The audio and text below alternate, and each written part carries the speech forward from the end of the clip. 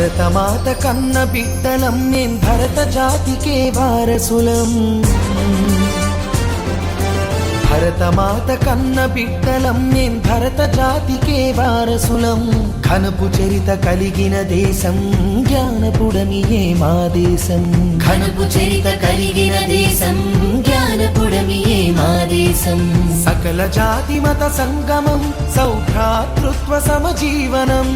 సకల జాతి మత సంగమం సౌభ్రాతృత్వ సమజీవనం. సంస్కృతి సంప్రదాయాల పుట్టినిల్లు భారతదేశం.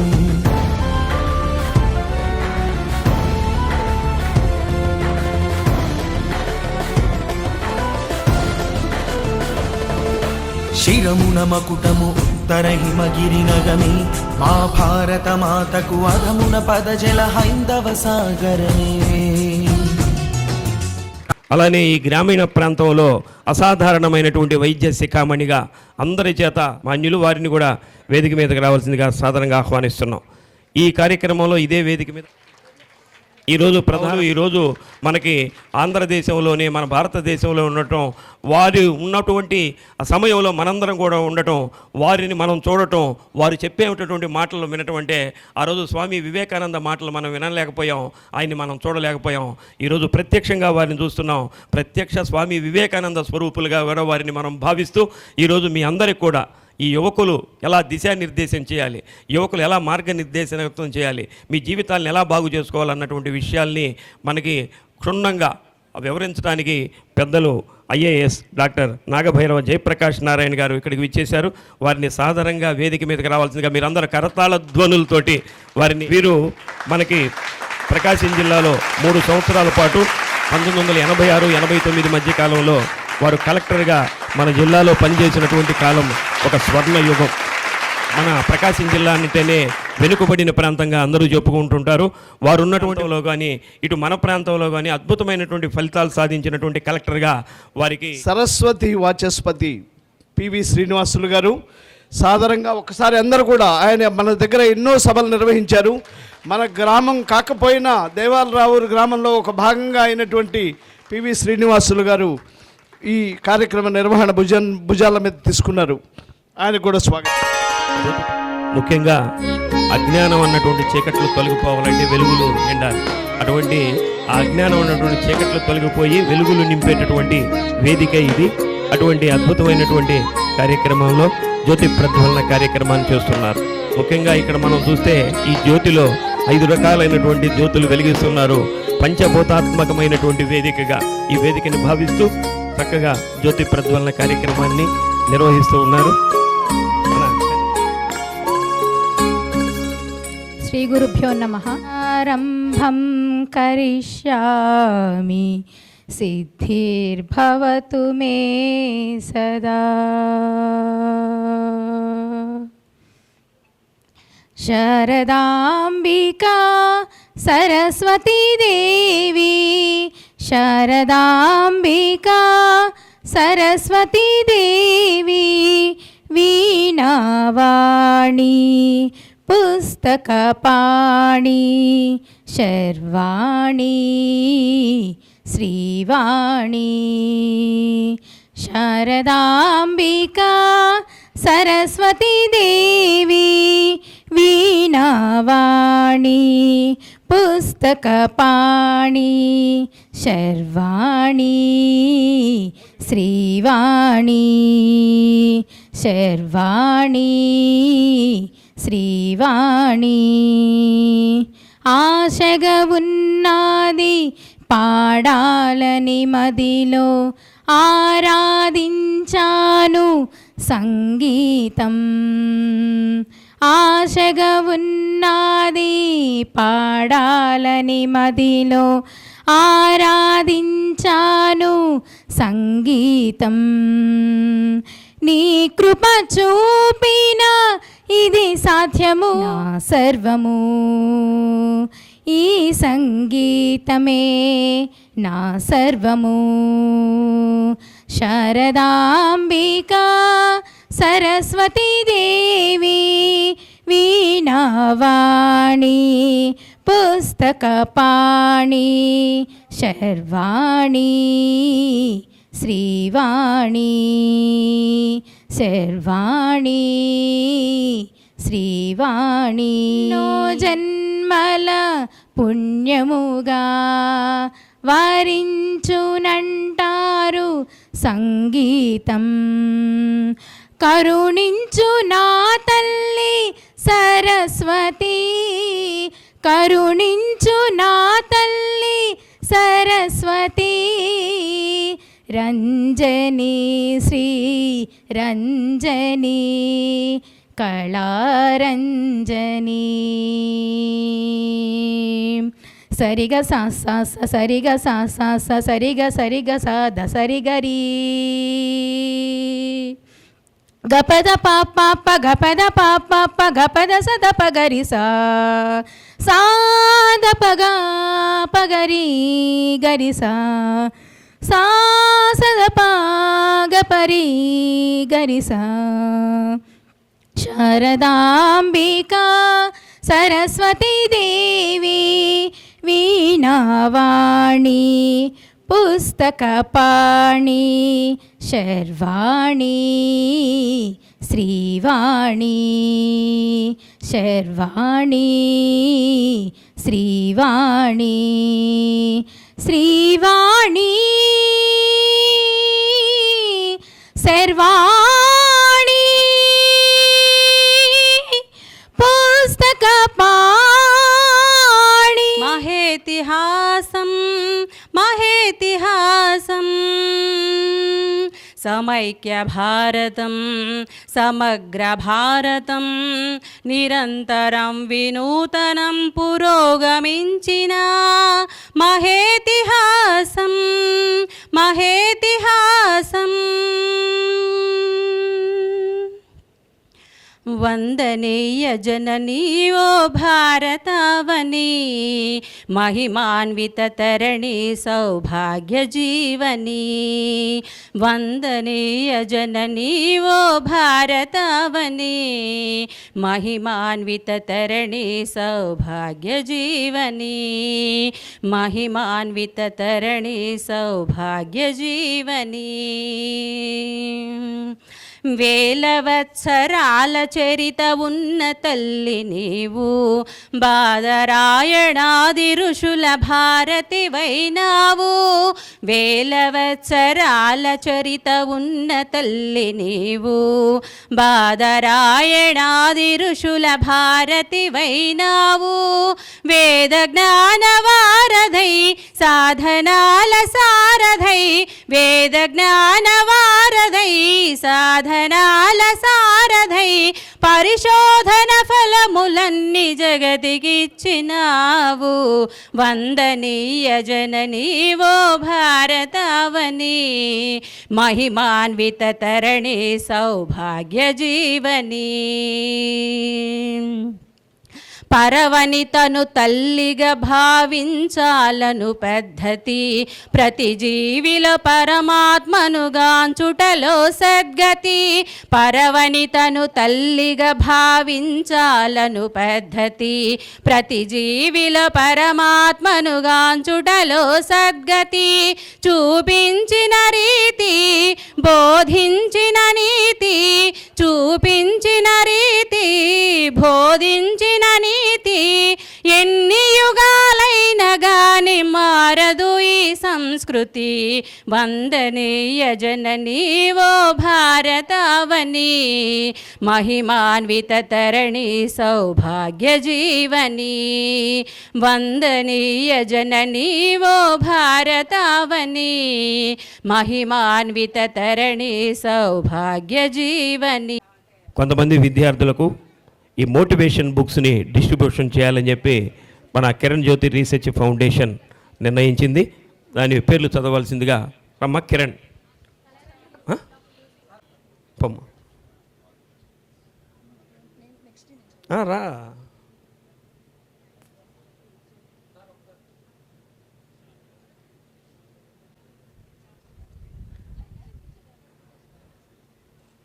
ప్రసన్న ఎస్ జాహ్నవి.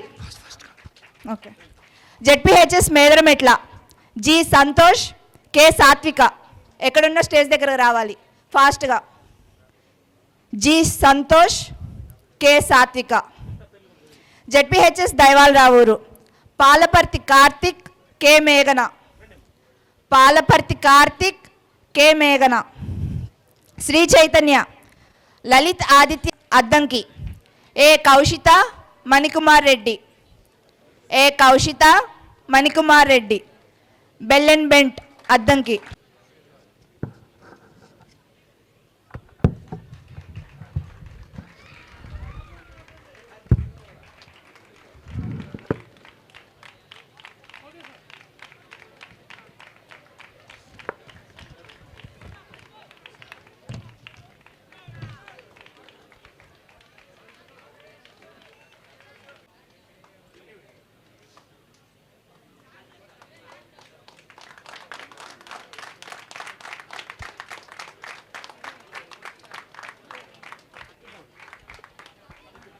సన్మానం జరుగుద్ది అప్పుడు ఇద్దాం. అమ్మా ఓకే అయిపోయింది. Very good.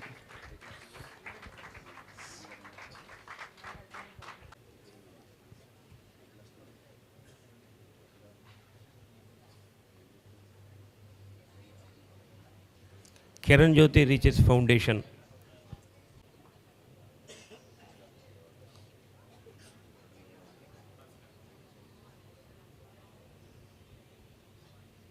రోజు ఎన్నాళ్ళుగానో మేము ఎదురు చూస్తున్నటువంటి ఒక శుభమైనటువంటి రోజు.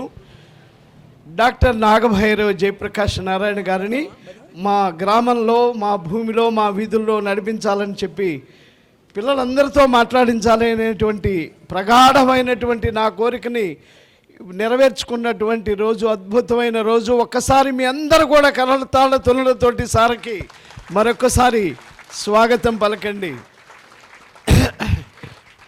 నేను చేస్తున్నది చాలా చిన్న పనిగా నేను భావిస్తాను. ఎందుకు అనంటే ఈ ఊరిలో పుట్టాను, ఈ ఊరిలో పెరిగాను, ఈ ఊరి గాలి పీల్చుకున్నాను, ఈ ఊరి నీరు తాగాను, ఈ ఊరిలో అందరితో కలిసి ఆడుకున్నాను. కాబట్టి నేను పుట్టిన నా సొంత ఊరికి చేయటము నా ధర్మంగా, నా ప్రథమ కర్తవ్యంగా నేను భావిస్తాను. నేను ఉన్నత స్థానంలోకి రావటానికి కారణమైనటువంటి వారు ప్రథములు తల్లిదండ్రులు, నా తోడబుట్టిన అక్క చెల్లెళ్ళు, తర్వాత నా ఊరందరి గ్రామస్తులు.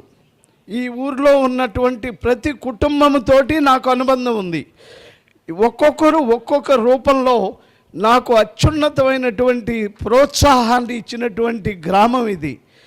ఆర్థికంగా డబ్బులు కట్టలేక, ఫీజులు కట్టలేక ఇబ్బంది పడ్డప్పుడు వచ్చినటువంటి రైతులు అనేక మంది నాకు తోడుగా, అలాగే నాకు తోడుగా ఒక చోట స్కూల్ అడ్మిషన్, కాలేజీకి అడ్మిషన్ కావాలంటే నేనున్నాను అని వచ్చినటువంటి వాళ్ళు ఇంకొందరు, అలాగే నీకు తోడుగా మేము మా ఇంట్లో ఉండండి అని చెప్పిన వాళ్ళు ఇంకొందరు.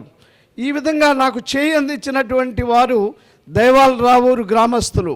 దైవాలరావూరు గ్రామస్తులు నేను ఒక బిడ్డగా, దేవాలరావూరు బిడ్డగా నేను చేయగలిగినటువంటి ఒక చిన్న పనిని ఒక 22 సంవత్సరాల క్రితం అందరికీ ఉపయోగపడే ఒక గ్రంథాలయం కట్టించాలి అని కోరుకున్నప్పుడు ఎదురు వచ్చి ఇచ్చినటువంటి సహృదయం కలిగినటువంటి రావి వారి కుటుంబాలు, ఇక్కడ నా స్వాగతం. నేను రావి వారి కుటుంబాలకు కృతజ్ఞతలను ఎప్పుడు తెలియజేస్తూ ఉంటాను. జేబులో నుంచి డబ్బులు తీసి ఇస్తుంటే, డబ్బులు వద్దు రాజశేఖర్ గారు, మా పేరు మాత్రం రావి వారి కుటుంబాలు స్థలం ఇచ్చారని చెప్పమని ఒక ఉదాహరణ. అలాంటి ఉదాహరణలు ఎన్నో ఉన్నాయి. నేను కీర్తిశేషులు పోలినేని రంగనాయకులు గారి సభా సమావేశ ప్రాంగణం అని ఎప్పుడు చెప్తుంటాను. అత్యున్నతమైనటువంటి దాతృత్వ స్వభావం కలిగినటువంటి వ్యక్తి, ఒక భూస్వామి, ఒక చక్కటి మనిషి. ఆయన మంచి మనసుతో అనేక మందికి ఆపదలో ఉన్నటువంటి వ్యక్తులకి నేను చిన్న వయసులో నా కళ్ళారా చూశాను. ఆయన నడిచే తీరు కానీ, ఆయన 10 మందికి చేసే సహాయం చేసే మనస్తత్వం కానీ చూసినప్పుడు నా జీవితంలో వచ్చినటువంటి మొట్టమొదటి ఇన్స్పిరేషన్, సేవ చేయాలి, నీకున్న దాంట్లో ఏ కొద్ది సహాయమైనా రెండో వ్యక్తికి సహాయపడు అనేటువంటిది నేర్చుకున్నటువంటి మొట్టమొదటి వ్యక్తి శ్రీ కీర్తిశేషులు రంగనాయకులు గారు, పోలినేని రంగనాయకులు గారిని ఎప్పుడూ స్మరించుకుంటూ ఉంటాను. అలాగే అనేక ఏ విషయంలో వచ్చినా మొట్టమొదటి న్యూస్ పేపర్ చదివింది ఆంధ్రజ్యోతి పేపర్, విశాలాంధ్ర, ఈనాడు తర్వాత వచ్చింది. అవన్నీ కూడా మా ఇంటికి వచ్చి తీసుకో, మా పేపర్ మొత్తం నువ్వే చదువు, ఆ పేపర్ని కూడా మొదటి పేజీ నుంచి ఆఖరి పేజీ నా చేతిలో ఉంటేనే నేను చదివేవాడిని, నువ్వు తీసుకెళ్ళి నువ్వే చదువుకో అని చెప్పి వాళ్ళ పేపర్ నాకు ఇచ్చేవాళ్ళు దేవాలరావు గ్రామం. అటువంటి మంచి మనసు కలిగిన వాళ్ళు. అలాగే నేను ఈ వ్యవస్థని స్థాపించుతున్నప్పుడు, ఆ బిల్డింగ్ కట్టేటప్పుడు, రావివారు ఇచ్చిన స్థలంలోనే బిల్డింగ్ కట్టేటప్పుడు బస్తాలు మోసి సిమెంట్ తీసుకొచ్చి కంకర కలుపుతుంటే పక్కన రైతులకు సహాయం చేసి ఆ పని కట్టేవాళ్ళు వేరే ఊరు నుంచి వస్తే వాళ్ళకి భోజనాలు పెట్టి, అంటే అనేక విధాలుగా కూడా నాకు సహకరించినటువంటి 100% వ్యక్తులు దేవాలరావు గ్రామస్తులు. అందులో ఏమాత్రం సందేహం లేదు. పేరు పేరున నేను చెప్పుకుంటూ వెళ్తే 100, 150, 200 పేర్లు చెప్తాను. క్లుప్తంగా నేను చెప్తున్నటువంటి నా కృతజ్ఞతాభావంతో నేను మా గ్రామానికి నేను చేసినటువంటి పనిని నేను చాలా చిన్న పనిగా భావిస్తాను. తక్కువ సమయం ఉన్నందువల్ల నేను అందరికీ కూడా కృతజ్ఞతలు తెలియజేసి తిరిగి నా కృతజ్ఞతలను బయటికి తెలియజేయడానికి అవకాశం వచ్చినటువంటి ఈ వేదిక మీద నేను నిలబడి ఉండటానికి స్థానం ఇచ్చినటువంటి మా గ్రామస్తులందరికీ మనపూర్వకంగా కృతజ్ఞతలు నేను తెలియజేసుకుంటున్నాను పేరు పేరున అందరికీ కూడా. ఒక ఆఖరణ ప్రతి సమావేశంలో నేను చెప్పే ఒక చక్కటి మాట, చిరిగిన చొక్కానైనా తొడుక్కో కానీ మంచి పుస్తకాన్ని కొనుక్కో. ఏమని చెప్తున్నాను? చిరిగిన చొక్కానైనా తొడుక్కో కానీ మంచి పుస్తకాన్ని కొనుక్కో అనేటువంటి మాట నేను నిరంతరం నమ్ముతాను. ఆ విశ్వాసంతో, ఆ చైతన్యంతో స్వామి వివేకానంద చెప్పినటువంటి ఒక చక్కటి స్లోగన్ నేను ప్రతి వేదిక మీద చెప్తుంటాను, arise awake and stop not till the goal is reached అనే మాట. స్టూడెంట్స్ నా కళ్ళెదురుగా కనబడుతుంటే చైతన్యం, భావి భారత పౌరులు, వీరిలో నుంచి పుట్టేటువంటి గొప్ప గొప్ప శాస్త్రవేత్తలు, గొప్ప గొప్ప ప్రొఫెసర్స్, సైంటిస్ట్ అనేక మంది ఇక్కడి నుండి రాబోతున్నారు. మీరందరూ కూడా ఒకసారిగా నాతోటి arise awake and stop not till the goal is reached అని మీరు నాతో కోరస్ చెప్పండి. Arise awake and stop not till the goal is reached. Arise, awake and stop not till the goal is reached. That's a wish you good luck. మీరందరికీ స్ఫూర్తి ప్రేరణ తీసుకొని వచ్చినటువంటి doctor Nagabhairava Jayaprakash Narayana గారి మంచి మాటలు విని అత్యున్నత స్థానాల్లో ప్రతి వ్యక్తికి ఉజ్వలమైన మంచి భవిష్యత్తు కలగాలని మనసారా నేను కోరుకుంటూ ఈ సమయాన్ని సార్ కోసం మిగిలిన అతిథులు నా కోసం ఆహ్వానాన్ని మన్నించి వచ్చారు, వారికి కేటాయించవలసిందిగా నేను యాంకర్ గారిని మన ఊరిని ఎలా మర్చిపోకూడదు, పుట్టిన ఊరికి మనం ఏం చేయాలన్నటువంటి విషయాన్ని ఆయన కేఎల్ యూనివర్సిటీలో డైరెక్టర్గా పనిచేసి ఎంతో అత్యున్నతమైనటువంటి స్థాయిలో ఉండి కూడా ఈ ఊళ్ళో దైవాలరావు ఉన్నటువంటి ఒక మారుమూల ప్రాంతంలో విద్యార్థులకి ముఖ్యంగా ఆయన విద్యను ప్రోత్సహించండి, గ్రామాన్ని అభివృద్ధి చేయండి అన్నటువంటి నినాదంతో ఈ కార్యక్రమాలన్నీ చేస్తున్నారు. మనం ఒకసారి హాయ్ అని చెప్పాలి కదా, రైట్, ఓకే. టైం ఎక్కువ లేదు, 2-3 పాయింట్స్ ఫ్రమ్ మై ఎండ్. నేను 35 years నుంచి కార్పొరేట్ సెక్టర్లో పనిచేశాను. Okay, couple of messages.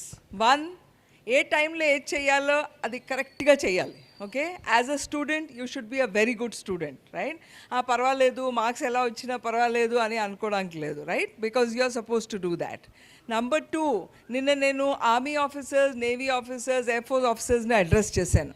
వాళ్ళలో ఒక గుణం ఏంటంటే డిసిప్లిన్, చాలా డిసిప్లిన్, రైట్. ఆ డిసిప్లిన్ ఉంటేనే లైఫ్లో ముందుకు వెళ్ళగలుస్తారు. ఇప్పుడు జయప్రకాష్ గారు ఉన్నారు, I'm sure he must be leading a very disciplined life. మనందరం కూడా అది ఫాలో చేయాలి.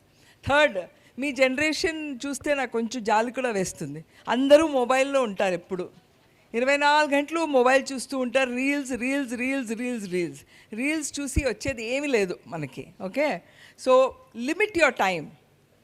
చేయకూడదు చూడకూడదు అని అనను, బట్ చాలా లిమిటెడ్గా యూజ్ చేయండి, only for good purpose. Otherwise time అలా వెళ్ళిపోతుంది, you will not even realise. Okay, నేను కార్పొరేట్ సెక్టర్లో పనిచేసిన తర్వాత అర్థం చేసుకునేది ఏంటంటే చాలామంది who have risen to the top positions, CEO, CXO అయిన వాళ్ళందరూ మీలాగే స్టార్ట్ చేశారు వాళ్ళ కెరియర్. వెరీ హంబుల్, ఒక విలేజ్ నుంచి, ఒక చిన్న గ్రామం నుంచి రాజశేఖర్ గారు హీఈస్ గివింగ్ బ్యాక్, వాళ్ళలో కూడా ఆ కోరిక ఉంది ఇవ్వాలని, but they have grown like you. So మీకు ఆస్పిరేషన్ ఉందా లేదా గ్రో అవ్వాలని? యా. సో అందుకని డిసిప్లిన్ వెరీ ఇంపార్టెంట్. మొబైల్లో ఎక్కువ టైం స్పెండ్ చేయొద్దు. ఓకే, వరల్డ్ అఫేర్స్ చుట్టూ ఉన్న నడుస్తుందన్నీ అబ్జర్వేషన్ పవర్ పెంచుకోండి. You will definitely succeed in life. My best wishes to all of you. Thank you so much. Thank you madam, good starting. మంచి మీరు సమయాన్ని కూడా చాలా తక్కువ పాటించారు, ధన్యవాదాలు మీకు. తర్వాత మన ఊళ్ళో ఉన్నటువంటి దైవాలరావు ముద్దుబిడ్డగా పిలుచుకుంటున్న డాక్టర్ పరాశరం మురళీకృష్ణ గారు, SV Ayurveda college Tirupati retired principal గారు, వారిని కూడా 2 మాటలు మాట్లాడాల్సి కోరుతున్నాను. నేను నిన్న రాసే మాటలు వినాలనే ఉద్దేశంతోనే వచ్చాను నేను అంత దూరం నుంచి, తిరుపతి నుంచి. వారితో నాకు ఒక 10 years back sir 1-to-1 about 2 hours మేము ట్రెడిషనల్ సిస్టమ్ మీద మాట్లాడటం జరుగుతుంది, ఒకరికొకరు మాట్లాడాము. He remembered me even now. అయితే ఆ అవకాశం మళ్ళీ నేను ఈరోజు మళ్ళీ వారితోటి మా గ్రామంలోనే వినాలనే ఉద్దేశంతో నేను వచ్చాను. అందుకని నేను చాలా క్లుప్తంగా మాట్లాడడం ప్రయత్నం చేస్తాను. వేదికను అలంకరించిన చాలా పెద్దలు, చాలామంది ఈ ఊరికి గౌరవాన్ని ఇచ్చి వచ్చారు. వాళ్ళందరికీ కూడా ఈ ఊరు తరపున నేను నమస్కారాలు తెలియజేస్తున్నాను. ముఖ్యంగా స్వామి వివేకానంద గురించి మీ అందరికీ తెలుసు. రాజశేఖర్ చెప్పాడు, arise awake, stop not till the goal is reached. ఆయన చెప్పిన ఒక 2-3 ముఖ్యమైన అంశాలు చెప్పి నేను ముగిస్తాను, చాలా క్లుప్తంగా ముగిస్తాను.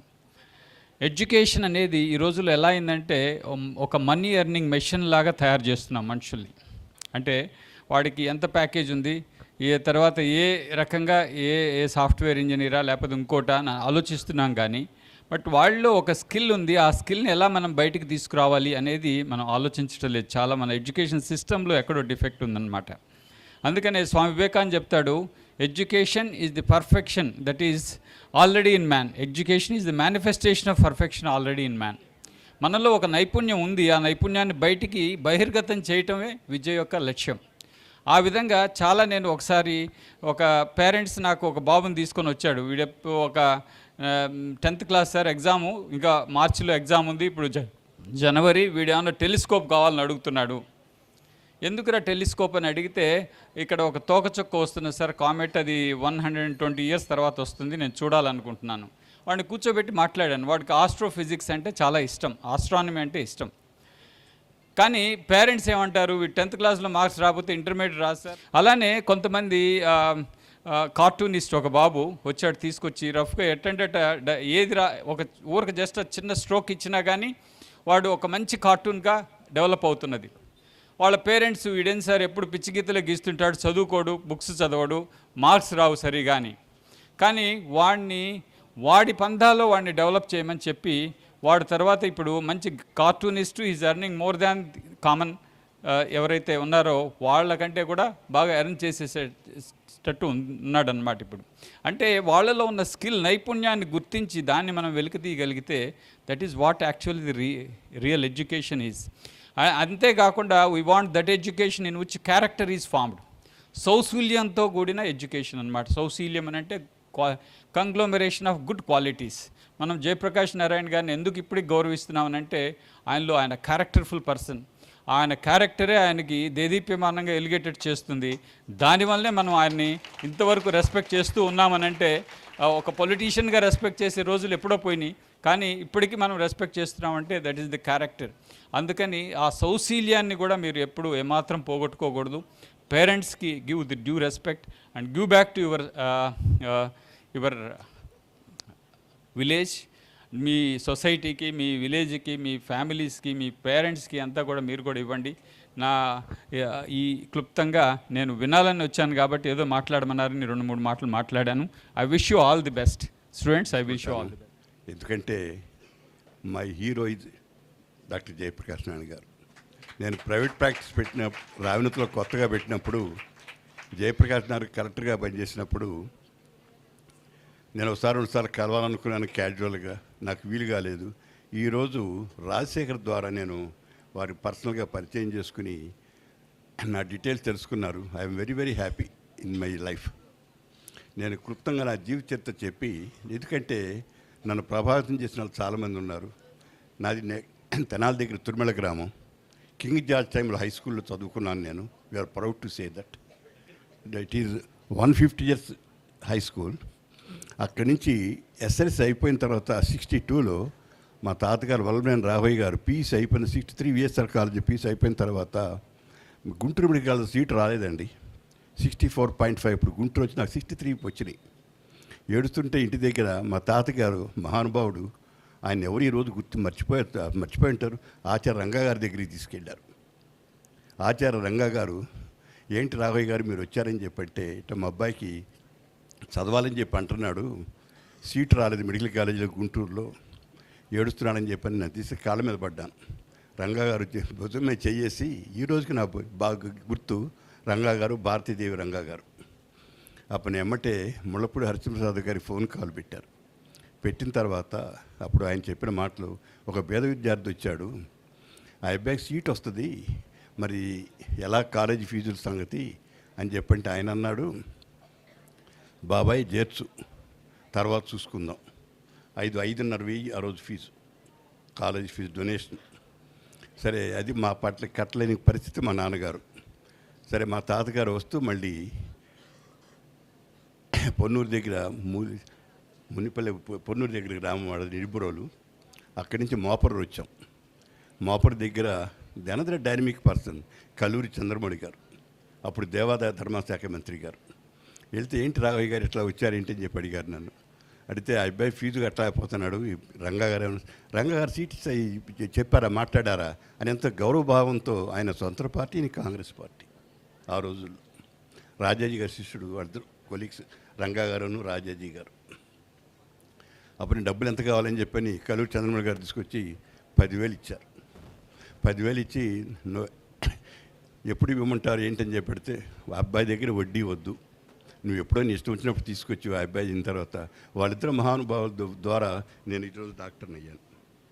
తర్వాత మా తాతగారు, తర్వాత కాలేజీకి వెళ్ళిన తర్వాత ఒక 15 రోజుల తర్వాత జయప్రకాష్ గారు, ఒక చిన్న ఇన్సిడెంట్ అండి, మీ జనరల్ బాడీ పిలుస్తున్నారని చెప్పి నన్ను పిలిచారండి కల్లూరి ముళ్ళపూడి హరిశ్చంద్రప్రసాద్ గారు. ఈ అబ్బాయి రంగా గారు చెప్పారు, ఏంటి మనం ఈ అబ్బాయి చేయాల్సింది ఏంటి, చదువు కష్టం ఆ అబ్బాయిది అని చెప్పంటే, అప్పుడు ఏకగ్రీవంగా ద ఫస్ట్ టైం డొనేషనల్ మెడికల్ కాలేజీలో పూర్ బాయ్స్ ఫండ్ పెట్టారు. ఆ పూర్ బాయ్స్ ఫండ్ నాకు శాంక్షన్ చేశారు.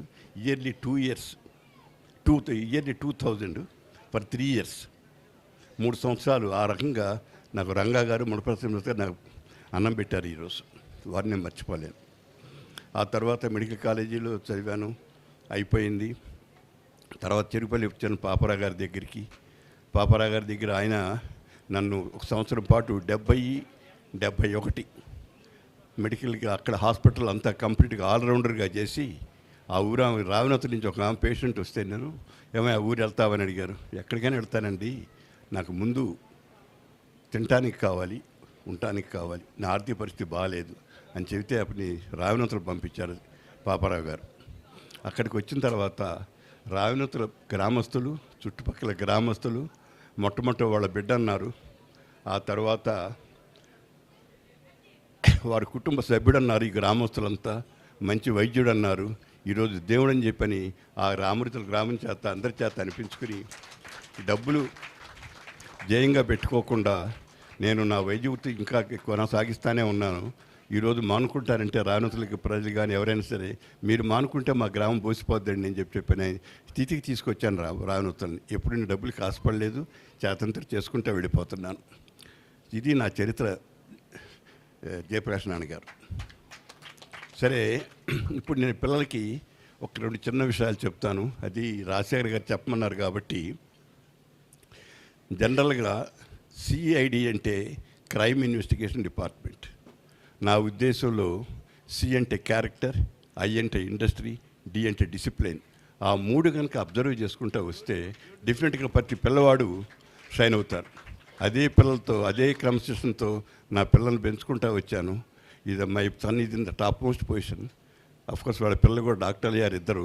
వాళ్ళ ఆ క్రమశిక్షణతో నేను నేర్పుకుంటూ వచ్చాను.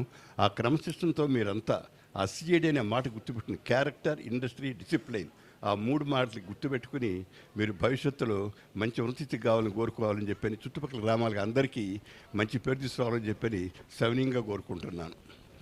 తర్వాత రెండోది ఇంకొక అడ్వైజ్ ఇవ్వదలుచుకున్నాను. అది నేను కొన్ని 3 కాలేజీలకు కూడా వెళ్ళాను. నేను don't waste water, don't waste power, don't waste don't waste food. ఎంత భారతదేశంలో ఫుడ్ ఎంత వేస్ట్ అవుతుందో మీకు తెలిసే ఉంటుంది, వాటర్ ఎంత వేస్ట్ అవుతుందో తెలిసి ఉంటుంది. అట్లాగే కరెంట్ పవర్ ఒకసారి బయట కూర్చుంటాం, ఫ్యాన్లు తిరుగుతూనే ఉంటాయి. అది వేస్ట్ చేసుకోకుండా lastly you don't waste your tongue. మనం ఒక మాట మాట్లాడితే 4 మాట్లాడతాయి బయటికి. కాబట్టి మన నోటు అదుపులో పెట్టుకుని మనం జాగ్రత్తగా మసులుకుంటే భావి పౌరులంతా మంచి పేరు తెచ్చుకుంటూ ఈరోజు అవకాశం ఇచ్చిన కందేపు రాజశేఖర్ గారికి, గ్రామస్తులకు, నన్ను ఇక్కడ మాట్లాడే అర్హత కల్పించిన రావణతుల గ్రామస్తులకి అందరికీ కృతజ్ఞతలు జరుపుకుంటూ, జయప్రహన్న గారికి నాకన్నా చిన్నవాడు ఆయన, నాకు ప్రస్తుతం 79, వారికి నేను కృతజ్ఞతలు తెలుపుకుంటూ సెలవు తీసుకుంటున్నాను. ఇక్కడ హెచ్ఎం జి ఏడుకొండల గారు, వారిని కూడా 2 మాటలు మాట్లాడవలసిందిగా ఆహ్వానిస్తున్నాను.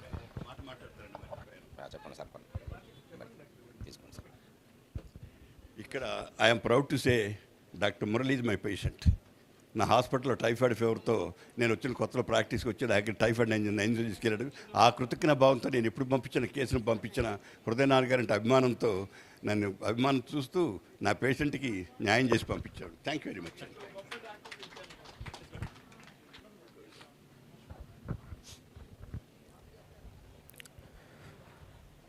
సభా వేదిక మీద ఉన్నటువంటి పెద్దలకు, అలాగే వేదిక ముందున్నటువంటి పెద్దలకు అందరికీ శిరస్సు వంచి నమస్కారాలు తెలియజేస్తున్నాను. ఇక్కడ మా పాఠశాలలో ఈ సంవత్సరం జరుగుతున్నటువంటి 2వ అతి పెద్ద కార్యక్రమం యువత మేలుకో. ఇది ఒక మోటివేషనల్ ప్రోగ్రాం. ఇక్కడ కూర్చున్నటువంటి పెద్దలు చెప్పేటువంటి విషయాలు మీరు జాగ్రత్తగా వినండి. వాళ్ళ లైఫ్లో జరిగేటువంటి ఎన్నో సన్నివేశాలు మీరు వింటే అవే మీకు మోటివేషన్గా పనిచేస్తాయని తెలియజేస్తూ ఉన్నాను. ముఖ్యంగా మోటివేషన్ అంటే మీరు వింటూ ఉంటే ఏదో ఒక క్షణంలో, ఏదో ఒక టైంలో ఆ మాటలకి మీరు ఒక్కరైనా సరే ప్రభావితమై మీ యొక్క ప్రవర్తనని, నడవకని మార్చుకొని మీ యొక్క చదువులో పై స్థాయికి వెళ్ళి రాణిస్తారని తెలియజేస్తూ ఈ అవకాశం ఇచ్చినటువంటి సభాధ్యక్షులు రాజశేఖర్ గారికి నమస్కారాలు తెలియజేస్తాను. వారిని కూడా మనం అభినందించకుండా ఉండలేనటువంటి పరిస్థితి. వారిని మన గురుగారు జయప్రకాష్ గారి ద్వారా అభినందన తెలియజేస్తే ఇటువంటి కార్యక్రమాలు ఇంకా కిరణ్ జ్యోతి రీసెర్చ్ ఫౌండేషన్ ద్వారా జరుగుతాయి అన్నటువంటి ఉద్దేశంతో వారిని కూడా ఆహ్వానిస్తున్నాం. వారి పేర్లు చెప్పమ్మా, ఒక పేరు చెప్పమ్మా. ఉమా గారు, ఉమా ఇట్లా, శ్రావణ్ సాయి, మేఘన, అఖిల, వర్షిణి, అందరు రావాలి. ఏ మళ్ళీ రాలేదు, వచ్చారా? రండి నాన్న, పైకి రండి. వచ్చిన వాళ్ళు పైకి రండి. ప్రణవి వచ్చారు, రండి. ఇంకా మళ్ళీ ఇంకొకసారి చెబుదాం. రండి అమ్మా, పేర్లు పిలిచిన వాళ్ళందరూ రండి. ఇంకొక మాట, నిన్న సాయంత్రం 3 ఆడపిల్లలు నా దగ్గరికి లైబ్రరీలో మేమందరం కార్యక్రమానికి ఏర్పాట్లు చేస్తూ అరేంజ్మెంట్ చేస్తున్న సమయంలో, సార్ మిమ్మల్ని ఒక మాట అడుగుదాం అనుకుంటున్నాము. ప్రతి కార్యక్రమంలో బాయ్స్నే పెట్టి మీరు పని చేయిస్తున్నారు, మా గర్ల్స్కి ఎందుకు చేయించరు? మేము కూడా అంతకంటే బాగా చేస్తాము అని 3 ఆడపిల్లలు వచ్చారు. ఆ 3 ఎవరెవరు? 4 ఎవరెవరు? మేఘన తర్వాత వర్షిణి, ఇంకొక పాప అఖిల ఎక్కడుంది? అఖిల ప్లీజ్ కమ్. వీళ్ళందరూ కూడా ఈ వాలంటీర్స్ రాత్రి ఆ బ్యానర్స్ కట్టడం, లైబ్రరీలో ఎన్ని రకాల పనులు చేయటం, నిరంతరం కష్టపడ్డ వీళ్ళందరికీ మీరు అందరూ కరతాళతోలతో claps, big claps. Wonderful, God bless you, God bless you. Books అమ్మా, బుక్స్ ఇవి, బుక్స్ ఇవ్వు తల్లి, రండి.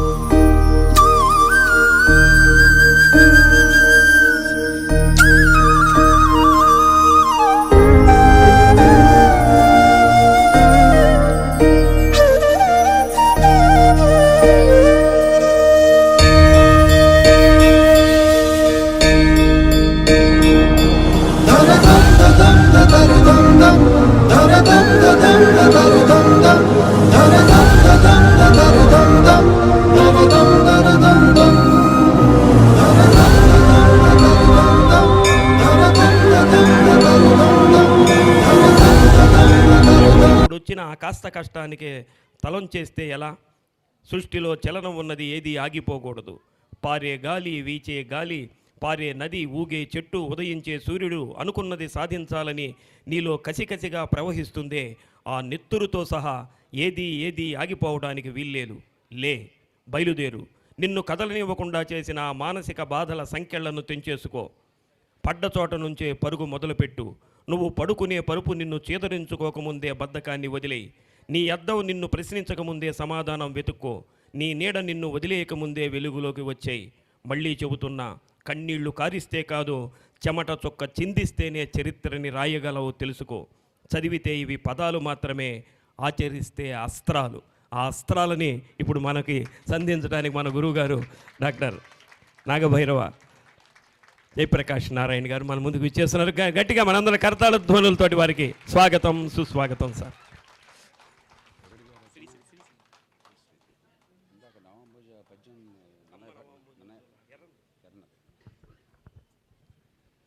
అందరికీ నమస్కారం.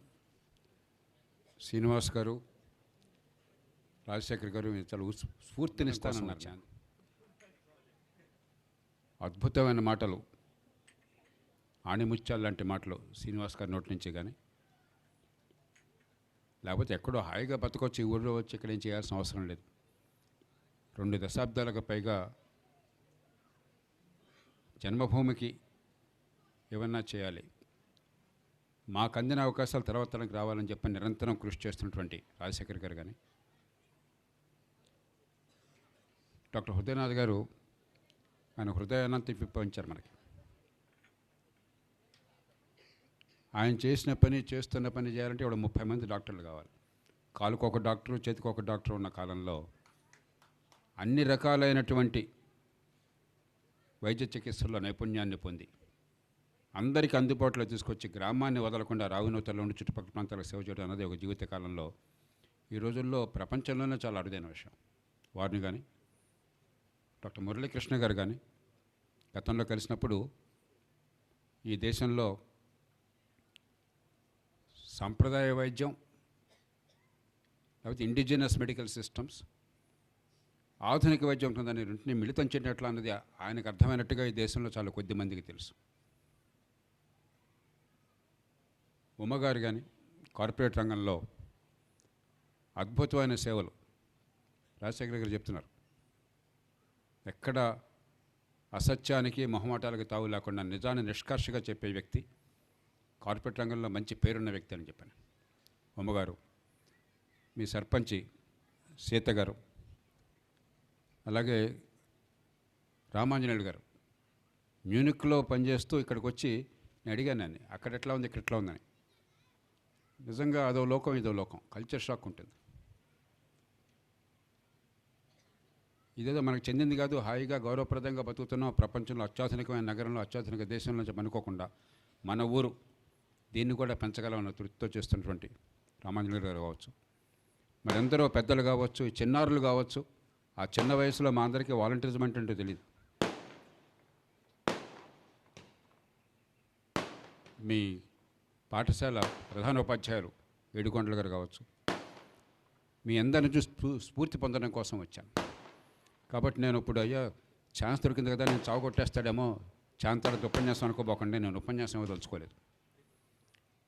సమయాన్ని మీకు కేటాయించదలుచుకున్నా. మీ మనసులో ఎన్నో ఆలోచనలు ఉంటాయి, ఎంతో ఆర్తి ఉంటుంది, ప్రశ్నలు ఉంటాయి.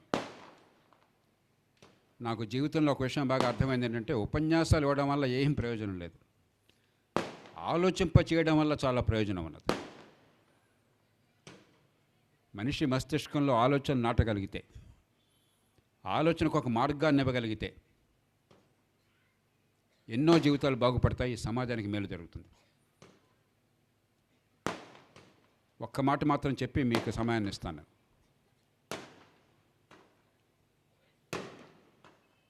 మన వ్యవహారం కూడా సమాజానికి ఏం చేయడం లేదు, సమాజానికి చేస్తున్నాం, ఒక సమాజానికి ఏం చేయటం లేదు, మనం చేసుకుంటున్నాం. సమాజానికి చేయడము, సొంతానికి చేసుకోవడం వేరు వేరు అంశాలు కాదు. మనం ఎంత గొప్పవాళ్ళమైనా కూడా మనం సొంతంగా చేసుకోలేని పనులు, మనకు అవసరమైన పనులు ఉంటాయి. ఆ పనులు మనకు జరగకపోతే నష్టం చాలా ఉంది, ఆనందం కొరవడుతుంది. కానీ ఒంటరిగా చేసుకోలేం కాబట్టి మంది కోసం మనం చేసుకుంటున్నాం, మన కోసమే. అందుకే జీవన సాఫల్యము అంటే ఏంటంటే వ్యక్తి ఔన్నత్యము, వ్యక్తులుగా మీరంతా ఎదగాలి, మనకున్న ప్రతిభ రాణించాలి, దేవుడు కానీ ప్రకృతి కానీ ఇచ్చిన ప్రతిభా పాఠవాలు వికసించాలి. ప్రతి బిడ్డ ఒక విత్తనం లాంటిది. ఆ విత్తనాన్ని సరైనటువంటి భూమిలో నాటి పోషణ చేసి నీళ్లు పోసి కాపాడితే మహావృక్షం అవుతుంది, లేకపోతే విత్తనంగానే ఎండిపోతుంది. ప్రతి బిడ్డకి ఆ శక్తి ఉంది, ఇన్ఫైనట్ పొటెన్షియల్, అపారమైనటువంటి ప్రతిభా పాఠవాలు దాగున్నాయి. ప్రతి బిడ్డ ఒక పేటికాంతర్గత రత్నం. ఎంత గొప్ప వజ్రమైనా సరే ఒక పెట్టులో పెట్టేసి మూసేసి ఇంట్లో పెడితే ప్రకాశించదు. రాయిలాగా ఉన్న రత్నాన్ని సానబెట్టాలి,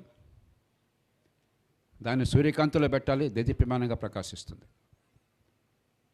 ఆ ప్రతిభా పాఠవాలు వికసించాలి, వికసించి ఔన్నత్యాన్ని పొందాలి. కానీ వ్యక్తిగా ఎంత గొప్ప పదవులు సాధించినా, ఎంత డబ్బు సంపాదించినా, ఎంత గొప్పవాళ్ళం అనుకున్నా, మన జీవితంలో ఆనందం రావాలి, అనుకున్న నెరవేరాలని చెప్పంటే మందిగా చేయవలసిన పనులు కొన్ని ఉన్నాయి. ఇక్కడున్న పెద్దవారు చాలా గొప్పవాళ్ళు ఉన్నారు ఇక్కడంతా కూడా. ఎంత గొప్పవాళ్ళైనా, ఎన్ని కోట్లు సంపాదించినా, పెద్ద మేడలో పైన ఉన్నా కూడా పక్కింటి పోరగాడిని కుట్టిన దోమ ఆ ఇంట్లోకి కూడా ప్రవేశిస్తుంది. ఎందుకంటే మీరు ఎంత గొప్పగా చేసుకున్న దోమలను ఆపలేరు. ఆ దోమ మనల్ని కుడుతుంది, ఎందుకంటే దోమలు గొప్ప సోషలిస్టులు. దోమలకి ఎక్కువ తక్కువ, డబ్బు, కులం, మతం, ప్రాంతం, హోదా ఏం తేడా లేదు. మనిషి కనిపిస్తే కొట్టడం, రక్తాన్ని పెంచడం దాని ధర్మం అంతే. పీల్చినప్పుడు మనకు ఆ క్రిములను ఇస్తుంది. ఇందాకే డాక్టర్ గారు చెప్తున్నారు, డెంగ్యూ ఫీవర్కి చాలామంది వస్తున్నారు, ప్రైవేట్ ఆసుపత్రిలో 60-70 వేలు ఖర్చు అవుతుంది, ఇక్కడ ఖర్చు తక్కువతో పని అయిపోతుందని. మేమంతా వైద్యం చదువుకుంటున్నప్పుడు ఆ డెంగ్యూ ఫీవర్ ఇచ్చే దోమ ఈ దేశంలో ఉండేది కాదు. ఈడిస్ మస్కిటో అంటారు, ఈడిస్ ఈజిప్టాయ్ అని. మన దేశంలో ఆ రోజుల్లో ఉన్న దోమలు 2 రకాలు. ఒకటి ఎనాఫెలిస్, మలేరియాని ఇచ్చేది, మరొకటి క్యూలెక్స్, బోధకాలను ఇచ్చేది, మరికొన్ని వేరే వ్యాధులు ఉన్నాయి. మేమంతా కూడా దేవుడిని నమ్మితే, దేవుళ్ళ ప్రకృతి నమ్మితే దండాలు పెట్టుకున్నాడు. అంత అదృష్టవంతులు. ఈ దేశంలో ఈడిస్ మస్కిటో లేదు, లేకపోతే మాకు డెంగ్యూ ఫీవర్ వచ్చేది, చికెన్ గున్యా వచ్చేది, ఎల్లో ఫీవర్ వచ్చేది, చాలా ప్రమాదకర వ్యాధులు వచ్చేవని చెప్పని. ఇప్పుడు దేశమంతా కూడా ఆ దోమలు ఉన్నాయి. భారతదేశంలో ఆ దోమలు లేని ప్రాంతం లేదు. ఆ దోమలు ఎవరినైనా కుట్టచ్చు. డెంగ్యూ ఫీవర్ ఎవరికైనా రావచ్చు, చికెన్ గున్యా రావచ్చు. మా శ్రీమతికి నాకు వచ్చింది గత సంవత్సరం, ఒకేసారి వచ్చింది. దానికి ఎవరు అతీతులు కాదు. ఇంకా అదృష్టం కొద్దీ ఈ దేశంలో ఎల్లో ఫీవర్ ఇంకా రావట్లే, కానీ గ్యారంటీగా ఎప్పుడప్పుడు వస్తుంది, ఎందుకంటే అదే దోమ ఇచ్చేది. అది రాకుండా ఉండడానికి కారణాలు ఏం లేవు. ఈ దోమను నివారించాలని చెప్పంటే మన వ్యక్తిగతమైన గొప్పతనం చాలదు, మన డబ్బు చాలదు, మందిగా చేయవలసిందే. కాబట్టి సమాజ హితము అంటే, సమాజ సేవ అంటే ఎక్కడో లేదు. మన కోసం మనం దోమల నివారణ చేసుకుంటున్నాం, మన కోసం మంచినీళ్ళు మురుగునీళ్ళు కాకుండా కాపాడుకుంటున్నాం, మన కోసం ట్రాఫిక్లో రద్దీ లేకుండా, జీవితం నరకం కాకుండా, పొల్యూషన్ పెరగకుండా కాపాడుకుంటున్నాం, మన కోసం మనం వర్షం వస్తే వరదలు రాకుండా ఆపుకుంటున్నాం, మన కోసం మనం పిల్లలకు మంచి విద్యా బుద్ధుల కోసం, ప్రతిభ వికసించడం కోసం, మంచి విద్య కోసం ఏర్పాట్లు చేస్తున్నాం, మన కోసం మనం పెద్దగా డబ్బు ఖర్చు లేకుండా, హైరాణాలు లేకుండా మంచి ఆరోగ్యం కోసం ఏర్పాట్లు చేస్తున్నాం. అంటే మన జీవితాన్ని ఆనందమయం చేసుకుంటున్నాం. సమాజ సేవ అంటే అంతే. సమాజ సేవ వేరేదేం కాదు. సమాజ సేవ మనల్ని మనం పోషించుకోవటంలో, మనల్ని మనం కాపాడుకోవటంలో భాగం. ఇదొక్కటి గుర్తుంచుకోండి.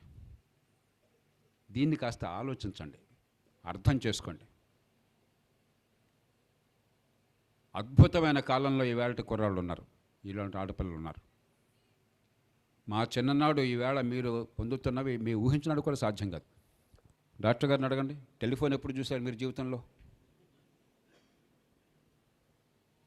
మెడికల్ కాలేజీకి వెళ్ళిన తర్వాత కూడా ఫోన్ ఉండేది ఒకటి, వాడడం తెలియదు నాకు. మనకి ఫోన్కి సంబంధం లేదు. మొట్టమొదటిసారిగా ఫోన్ చూసింది, మొబైల్ ఫోన్ చూసింది బ్రిటన్లో. అధికారిక పర్యటనకు ఒకసారి వెళితే నాకు పొద్దున, మధ్యాహ్నం, సాయంత్రం వరుసగా అధికారికమైన సమావేశాలు, కార్యక్రమాలు ఉండేవి. నాకు కారు డ్రైవర్గా సలీం అని చెప్పిన లెబనీస్ కుర్రాడు, హోటల్ మేనేజ్మెంట్ చేశాడు, కానీ డ్రైవింగ్ చేస్తూ ఉన్నాడు. మంచి చలాకీ అని కుర్రాడు, కబుర్లు చాలా చెప్పేవాడు. అతను అవుతుండేవాడు. నాకు సమస్య వచ్చింది. ఈ మీటింగ్లు ఒకటి తర్వాత ఒకటి ఉండేవి. సెంట్రల్ లండన్లో మరి చాలా మధ్యలో ఉండే భాగం అది. ట్రాఫిక్ రద్దీ విపరీతంగా ఉంటుంది, పార్కింగ్ ప్లేసులు లేవు. ఈ మీటింగ్ కాగానే ఆ మీటింగ్కి వెంటనే వెళ్ళాలి, నాకు టైం లేదు మధ్యలో.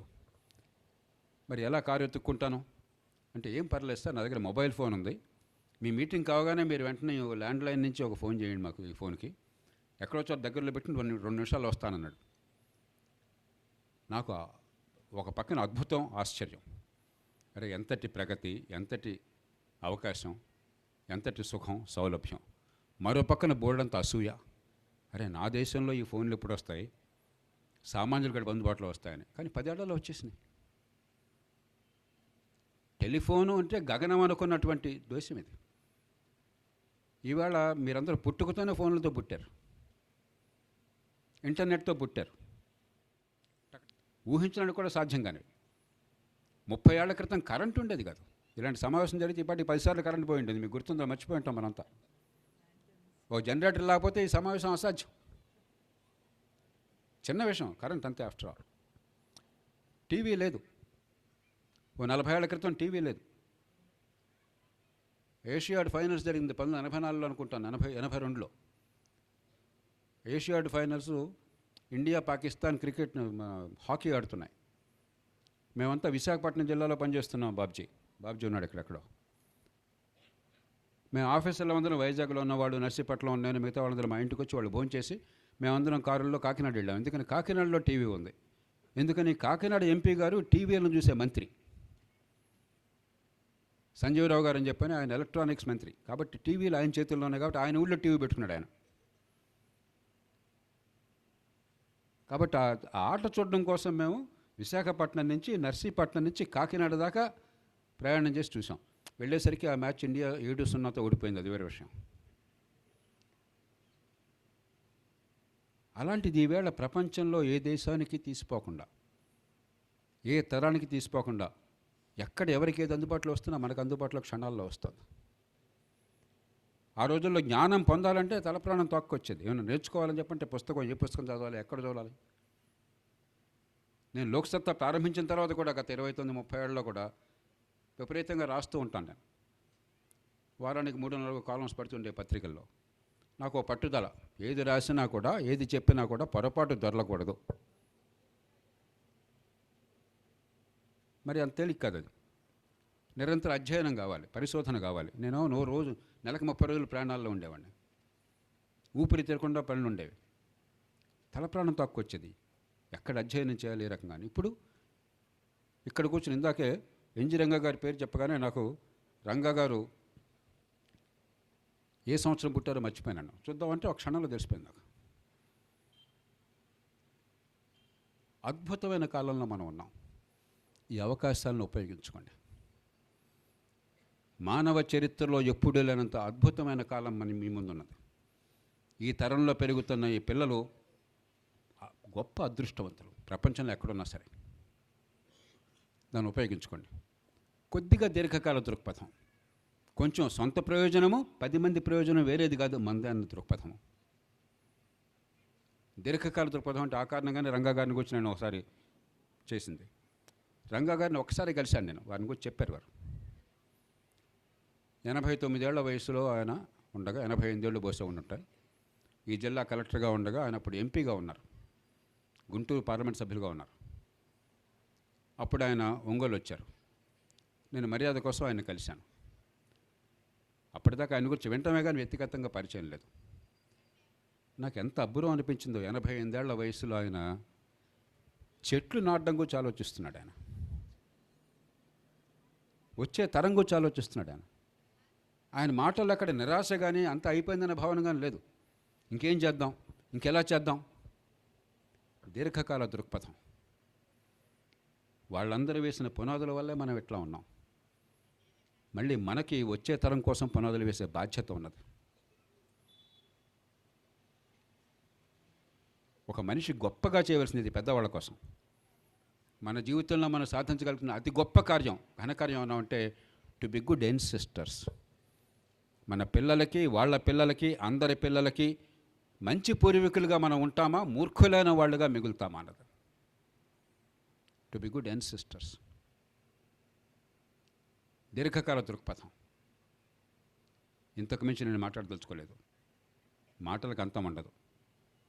కాబట్టి నేను మిమ్మల్ని కోరేది ఏంటంటే నిర్భయంగా, సంకోచం లేకుండా ప్రశ్నలు అడగండి, ఆలోచనలు పంచుకోండి.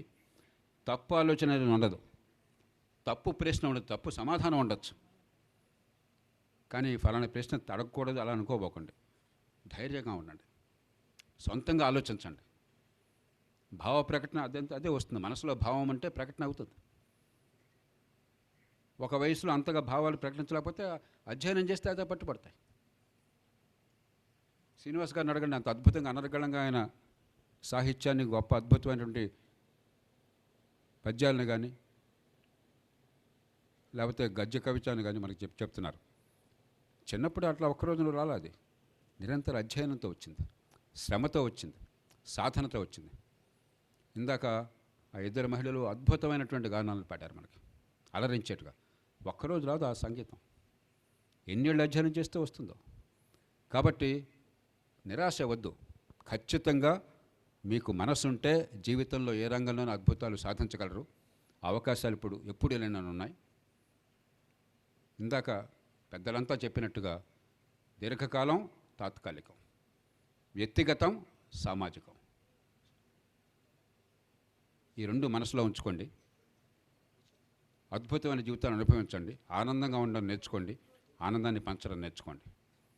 మరోసారి ఈ గ్రామ పెద్దలకి, ఈ ప్రాంత పెద్దలకి, ప్రధానంగా మరి ఇంత అద్భుతమైనటువంటి కార్యక్రమాన్ని గ్రామం నిర్వహిస్తున్నటువంటి రాజశేఖర్ గారికి మనసారి అభినందనలు తెలియజేసుకుంటూ మీ అందరికీ నమస్కరిస్తూ, మీ ప్రశ్నల్ని, మీ చర్చని, ఆలోచనలు ఆహ్వానిస్తూ నేను సెలవు తీసుకుంటున్నాను. జై హింద్. అద్భుతాన్ని మనం చూస్తామంటాం. ఈరోజు అద్భుతాన్ని విన్నాం, అద్భుతమైనటువంటి విషయాన్ని. ఎంత అద్భుతం అంటే 83 ఏళ్ల వయసులో రంగా గారు చెట్లు నాటడం గురించి ఆలోచిస్తున్నాడంటే ఇంకా జీవితంలో మనం ఏం ఆలోచించాలన్నటువంటి విషయం మనకు కూడా ప్రశ్నార్థకంగా ఉంది. అంటే ఇక చాలు 60 ఏళ్ళు వచ్చినాయి, ఇంకా మనం ఏం చేస్తామన్నది కాకుండా ఇక్కడి నుంచి చేయాల్సింది ఏమున్నది అన్నటువంటిది ఒక అద్భుతమైనటువంటి సందేశం. తెనాలి రామకృష్ణ చిత్రంలో నాగేశ్వరరావు కూడా అట్లానే మొక్కలు నాటుతూ ఉంటాడు. ఆ ఊళ్ళో ఉన్నటువంటి ప్రభు అటుపోతూ, ఈ వయసులో నువ్వు ఇప్పుడు మొక్కని నాటి ఎప్పుడు తినాలనే అంటాడు. నా కోసం కాదయ్యా, రేపటి తరం కోసం అంటాడు. ఇది ఆ గురువుగారు చెప్పినటువంటి దాంట్లో సారాంశం. తన రక్షణ కోరుకునేవాడు కుక్కని పెంచుకుంటాడు, సమాజ రక్షణ కోరుకునేవాడు మొక్కని పెంచుకుంటాడు అన్నాడు ఒక ఆయన. అది కావాల్సింది. ఈరోజు సమాజానికి ఆ మనం నాటినటువంటి మొక్క కింద మనం కూర్చోవటం కాదు. ఎవరైనా అట్లా బాటసారి వెళ్ళేటప్పుడు బాగా ఎండగా ఉంటే అక్కడ కూర్చోవాలి. అది మనం జీవితంలో నేర్చుకోవాల్సినటువంటిది. అది రంగా గారి జీవితం ద్వారా ఒక అద్భుతమైనటువంటి సందేశాన్ని ఇచ్చారు. ఇందాక సెల్ ఫోన్లో గురించి కూడా ఒక అద్భుతమైన మాట చెప్పారు. ఇందాక నేను చదివింది కూడా నా కవిత్వం కాదు, అది మహాకవి శ్రీశ్రీ గారు రాసినటువంటి కవి. నిలబడితే అక్కడే ఉండిపోతావు అన్నటువంటి సందేశాన్ని ఆయన అద్భుతంగా అయినటువంటి మాటల్లో ఇచ్చాడు. ఈరోజు సెల్ ఫోన్ లేని మన పిల్లలు లేరు. అందుకని సెల్ ఫోన్ మీద కూడా ఒక ఆయన ఒక అద్భుతమైనటువంటి కవిత చెప్పాడు. సెల్ ఫోన్లో తలదించావా నువ్వు తలదించుకొనే బ్రతుకుతావు, పుస్తకంలో తలదించుకున్నావా తల ఎత్తుకొని బ్రతుకుతావు అన్నాడు. కాబట్టి ఈ రీల్స్ చూడటం మనం సెల్ ఫోన్లోనే కనుకుంటే మన జీవితాన్ని ఇలా అయిపోతాయని ఆ సందేశాన్ని కూడా గురువుగారు వారి ఆ సెల్ ఫోన్ ద్వారా మనకి అంతర్గతంగా అంతర్లీనంగా మనకి ఆ విషయాన్ని కూడా తెలియజేశారు. ఒక అద్భుతమైనటువంటి ఉపన్యాసం ఉన్నాం. పిల్లలు ఏదన్నా ఒక చిన్న డౌట్స్ ఏదన్నా ఉంటే గురువుగారిని అడగచ్చు. మీకు ఏదన్నా ఉంటే అమ్మాయిలు కానీ అబ్బాయిలు కానీ ఒకళ్ళు ఒక బాబు ఒక పాప అడుగుతారా? అడగగలరా? ఏమన్నా పెద్దలు వద్దయ్యా, చిన్న పిల్లలు, స్టూడెంట్స్ రండి, నాన్న పంపించాను, మైక్ పంపించాను, తీసి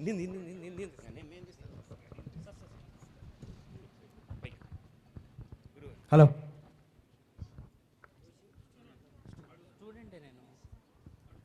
మీ పేరు చెప్పండి, ఏం చేస్తున్నారో చెప్పండి, అడగండి.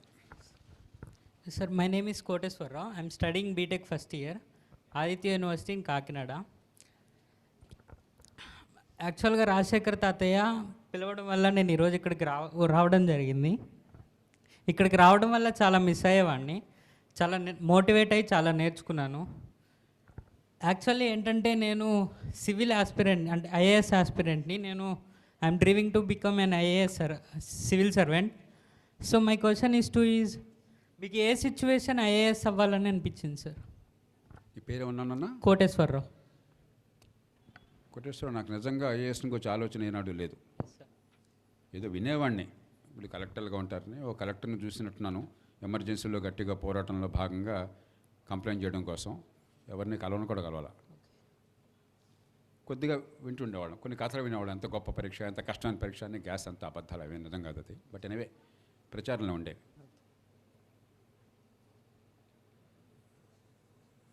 1975-77 మధ్య ఇక్కడున్న పిల్లలకి తెలియకపోవచ్చు, వారికి తెలుస్తుంది. చాలామంది మధ్య వయసున్న వాళ్ళకి కూడా తెలియదు, అప్పుడే పుట్టుంటారు లేకపోతే ఏదో వినుంటారు అంతే. ఎమర్జెన్సీ అని వచ్చింది అంటే దేశాన్ని ఒక జైలుగా మార్చేశారు, ఒక నియంతృత్వంగా మార్చేశారు. మా తరం చాలా తీవ్రంగా దానికి స్పందించింది. అప్పుడే ఎదుగుతున్న వాళ్ళం, స్వతంత్రం వచ్చి 25 ఏళ్ళు అయింది. ఆశలన్నీ ఎన్నో మరి సహజంగా ఉన్నాయి కదా. స్వతంత్రం వస్తే గొప్ప దేశం ఉందాక భారతావని గురించి గొప్ప పద్యాలు సాహిత్యం విన్నాం మనం. ఈ కళ్ళన్నీ మనకు ఉన్నాయి. కానీ ఈ దేశంలో ఎక్కడ చూసినా అవినీతి, నిరుద్యోగం, పేదరికం. దాంతో ప్రజల్లో అలజడి ప్రారంభమైంది. దానికి పాలకులు ఎందుకు ఇలా జరిగింది, అనుకున్నవి ఎందుకు సాధించలేకపోతున్నాం, ఏం చేయాలని చర్చ పెట్టకుండా ఒక దమన నీతితో అణిచేసే ప్రయత్నం చేశారు. అధికారాన్ని మరింత కేంద్రీకరించారు. దేశం మొత్తాన్ని జైలుగా మార్చారు. 1,00,000 మందికి పైగా జైల్లో పెట్టారు. నేను చాలా తీవ్రంగా స్పందించాను దానికి వ్యతిరేకంగా. కానీ అనామకుణ్ణి, మన దేశంలో నీ కులం ఏంటి, నీ వర్గం ఏంటి, ఎవరు కొడుకు, ఇవన్నీ తెలియకపోతే ఏం చేయాలో అర్థం కాదు. నేను అనామకుణ్ణి, కుటుంబ నేపథ్యం లేదు, డబ్బు లేదు, ఒక వైద్య విద్యార్థిని. కానీ గొంతెత్తి అంటూ బక్కగా ఉండేవాడిని. గొంతెత్తి గట్టిగా అరుస్తున్నాను, వ్యతిరేకిస్తున్నాను, ప్రొటెస్ట్ చేస్తున్నాను. ఏం చేయాలో అర్థం కాల. కొంచెం మీ వెనకాల ఏదైనా ఉంటే జైల్లో పెట్టేవాళ్ళు. జైల్లో పెట్టేంత లేదు, సీన్ లేదు, వదిలేసేంత ఇది కూడా లేదు. కొంచెం గట్టిగా అరుస్తున్నా. అందుకని నిఘా పెట్టారట, అది సంగతి తర్వాత తెలిసింది నాకు. ఇలా ఎమర్జెన్సీలో చాలా కుతకుతలాడిన లక్షలాది మంది భారతీయుల్లో నేను ఒక్కడిగా. ఈ దేశంలో దాదాపు ఆనాడు యువకులుగా ఉన్నటువంటి వాళ్ళు, యువతులుగా ఉన్నవాళ్ళు చాలామంది దానివల్ల ప్రభావితమైన వాళ్ళు. 1977 మార్చి 21న ఎమర్జెన్సీ అంతమైంది. ఎన్నికల్లో ఆనాడు అధికారంలో ఉన్న పార్టీ వాళ్ళందరూ మామూలుగా కాదు, ప్రతి సీట్లో ఉత్తరాదిన ఓడిపోయారు. మేమంతా ఎగిరి గంతేశాం. నేను నాట్యం చేశాను, నాకు డాన్స్ రాదు, కానీ ఆ రోజు డాన్స్ చేశాను. ఈ దేశం విముక్తమైంది, ఈ దేశంలో గాంధీ విప్లవం వచ్చింది, ఈ దేశంలో స్వేచ్ఛ మళ్ళీ బతికింది, ప్రజాస్వామ్యం బతికింది, ఈ దేశం అద్భుతంగా మారుతుందని కళ్ళగన్నాను. కానీ ఆ కళలు అట్టే కాలం నిలవలే. స్వేచ్ఛ వచ్చింది కానీ మిగతాదేం మారల. ఆ ప్రభుత్వం కూలిపోయింది. అక్కడి నుంచి బోర్డంతా ఆవేదన, కసి, నిరాశ, నిస్పృహ, కోపం, దహించుకుపోతున్నాను. అప్పటికే మెడిసిన్ పూర్తి అయిపోయింది, హౌస్ సర్జన్స్ చేస్తున్నాను. అప్పుడు నా ఫ్రెండ్ ఒకరు సజెస్ట్ చేశారు, అప్పుడే కొత్తగా డాక్టర్లు కూడా ఐఏఎస్కి వెళ్ళొచ్చు అని చెప్పని అనుమతించారు. అప్పటిదాకా డాక్టర్లు అనుమతించేవాడు కదా, ఎందుకు అరబోకండి అంతే. ఈ దేశంలో అలాంటివి చాలా జరిగినాయి. అంతా వాళ్ళ లైసెన్స్ రాజ్యం, వాళ్ళ పర్మిషన్లు, దానికి ఒక అర్థం ఉండక్కర్లే. నేను ఆసుపత్రి పనుల్లో బాగా నిమగ్నమై పూర్తిగా 24 గంటలు నేను ఆసుపత్రిలో రోగుల సేవలో ఉండేవాడిని, రాత్రి పగలు కూడా. నా ఫ్రెండ్స్ నైట్ డ్యూటీలో ఉన్న నన్ను పిలిచేవాడు కొంచెం ధైర్యం కోసం అని చెప్పని. అందుకని అప్పుడు ఆ 2-3 రోజులు పేపర్లు సరిగ్గా చూడాల. అప్పుడు మా ఫ్రెండ్ చెప్పిందనమాట, కొఠారి కమిషన్ ఒకటి వచ్చింది, డాక్టర్లు అనుమతిస్తున్నారు, ఐఏఎస్ చేరితే బాగుంటుందని చెప్పి చాలా మీలో ఆందోళన బోళ్ళంత ఉంది, దానికి ఒక రూపం ఇస్తే బాగుంటుందని చెప్పంటే ఆ క్షణంలో నిర్ణయం తీసుకున్నాను. కాబట్టి ఇది చేయాలని కాదు, ఉద్యోగం అని కాదు, అధికారం అని కాదు, పదవని కాదు, ఈ దేశంలో మార్పు కావాలి, మార్పు కోసం మనం ఏమన్నా చేయాలి, నేర్చుకోవాలి. సరే, ఈ సమాజం ఇచ్చినటువంటి అవకాశాల వల్ల అలవోకగా దాని పెద్ద ఏమాత్రం కష్టం లేకుండా వచ్చాను. ఆ తర్వాత మీ జిల్లా ప్రజల్లాగా ఈ సమాజం ఇచ్చిన ఆదరణ వల్ల కొన్ని పనులు చేయగలిగాను. చేసిన దానికంటే ఎక్కువ నేర్చుకున్నాను. నేర్చుకున్న దానికంటే ఎక్కువ ప్రజల నుంచి మద్దతు లభించింది. ఈ జిల్లాలో అలాగే మరికొన్ని జిల్లాలో ఇప్పటికి కూడా ప్రజలు 36-40 ఏళ్ళు అయిపోయింది. నిన్నలాగా మొన్నలాగా నాతో ఆ ప్రేమను పంచుతారు. ప్రజలు అల్ప సంతోషులు. మనం చేసిన గొప్ప పని కంటే చేసుకున్నది వాళ్ళు ప్రకాశం జిల్లాలో నేనేం చేయాల, ప్రజలు చేసుకున్నారు, వాళ్ళకున్న అడ్డు తొలగించాను నేను. అదే చాలా అపురూపంగా ఉంది ఈ దేశంలో. కాబట్టి దాని నుంచి బోల్డంత ఈ సమాజంలో ఈ వ్యవస్థలో పొరపాట్లు ఏమిటి, బలాలు ఏమిటి, ఏ మార్పులు ఎందుకు కావాలి, అవి ఏం సాధించాలి, ఆ స్పష్టత వచ్చింది. అది వచ్చాక ఎంత అలవోకగా వచ్చా అంత అలవోకగా బయటికి వెళ్ళాను. ఏ రోజు బయటికి వెళ్ళానో గుర్తుకోలేదు నాకు. సుమారుగా ఆ కాలం గుర్తుంది, కానీ అది పెద్ద ముఖ్యమైన విషయంగా నాకు అనిపించాలి. ఇప్పుడు కూడా నాకు చాలా స్పష్టంగా నాకు నిర్ణయం చేసుకున్నాను చాలా తొందరగానే. ఈ దేశంలో మౌలికమైన మార్పులు కావాలి. మంచి అధికారులు ఉంటే చాలదు, మంచి సామర్థ్యం ఉంటే చాలదు, మంచి నిజాయితీ ఉంటే చాలదు, మంచి వ్యవస్థ కావాలి, దానికి మార్పులు కావాలని అర్థమైంది. సమయం రాగానే బయటకు వచ్చాను. మా శ్రీమతికి నేను పెళ్లి చేసుకున్నప్పుడు 83లో ఈ జిల్లాకు వచ్చే ముందు 3 ఏళ్ల ముందు పెళ్ళైంది. పెళ్ళికి ముందు మా శ్రీమతికి చెప్పాను, ఒక అధికారిగా నన్ను పెళ్లి చేసుకుంటుంటే పెళ్లి చేసుకోవద్దు, నేను ఎక్కువ కాలం దీనిలో ఉండను, బయటకు వస్తాను. పాపం ఆవిడకి అర్థమైనట్లేదు, అయినా పెళ్లి చేసుకుంటానంది. ఇప్పుడు ఎప్పుడు నేను ఆ మీద పోట్లాడితే అని చెప్తాను, ఎప్పుడు నీకు చెప్పాను కదా ముందే అని చెప్పాను. అంచేత దీనిలో రావటం పెద్ద గొప్పగా అనుకోలేదు. నేను ఉన్నప్పుడు గొప్ప అధికారం అనుకోలేదు. ఈ జిల్లాలో ఎవరినైనా అడగండి, ఆనాడు అనుభవం వారిని వీరిని అడగండి. నేను కలవకపోయినా కూడా ఏనాడు నేను అధికారిని అనుకోలే. 10 మందికి ఒక మార్గం చూపెట్టే అవకాశం నాకు దక్కింది, ప్రజల డబ్బుతో, ప్రజలు ఇచ్చిన అధికారంతో. చాలామందికి అవకాశం ఉండదు, ఎంతో మంచి ఆలోచన కూడా. అంతకుమించి ఇది గొప్ప అధికారంగా భావించాలి. రాత్రి కానీ పగలు కానీ ఏనాడు కూడా అధికారి అన్న భావం నేను చూపెట్టలే. బంట్రోతైనా నాతో సమానంగా ఉండేవాడు, కూర్చోబెట్టేవాడిని, మాట వినేవాడిని.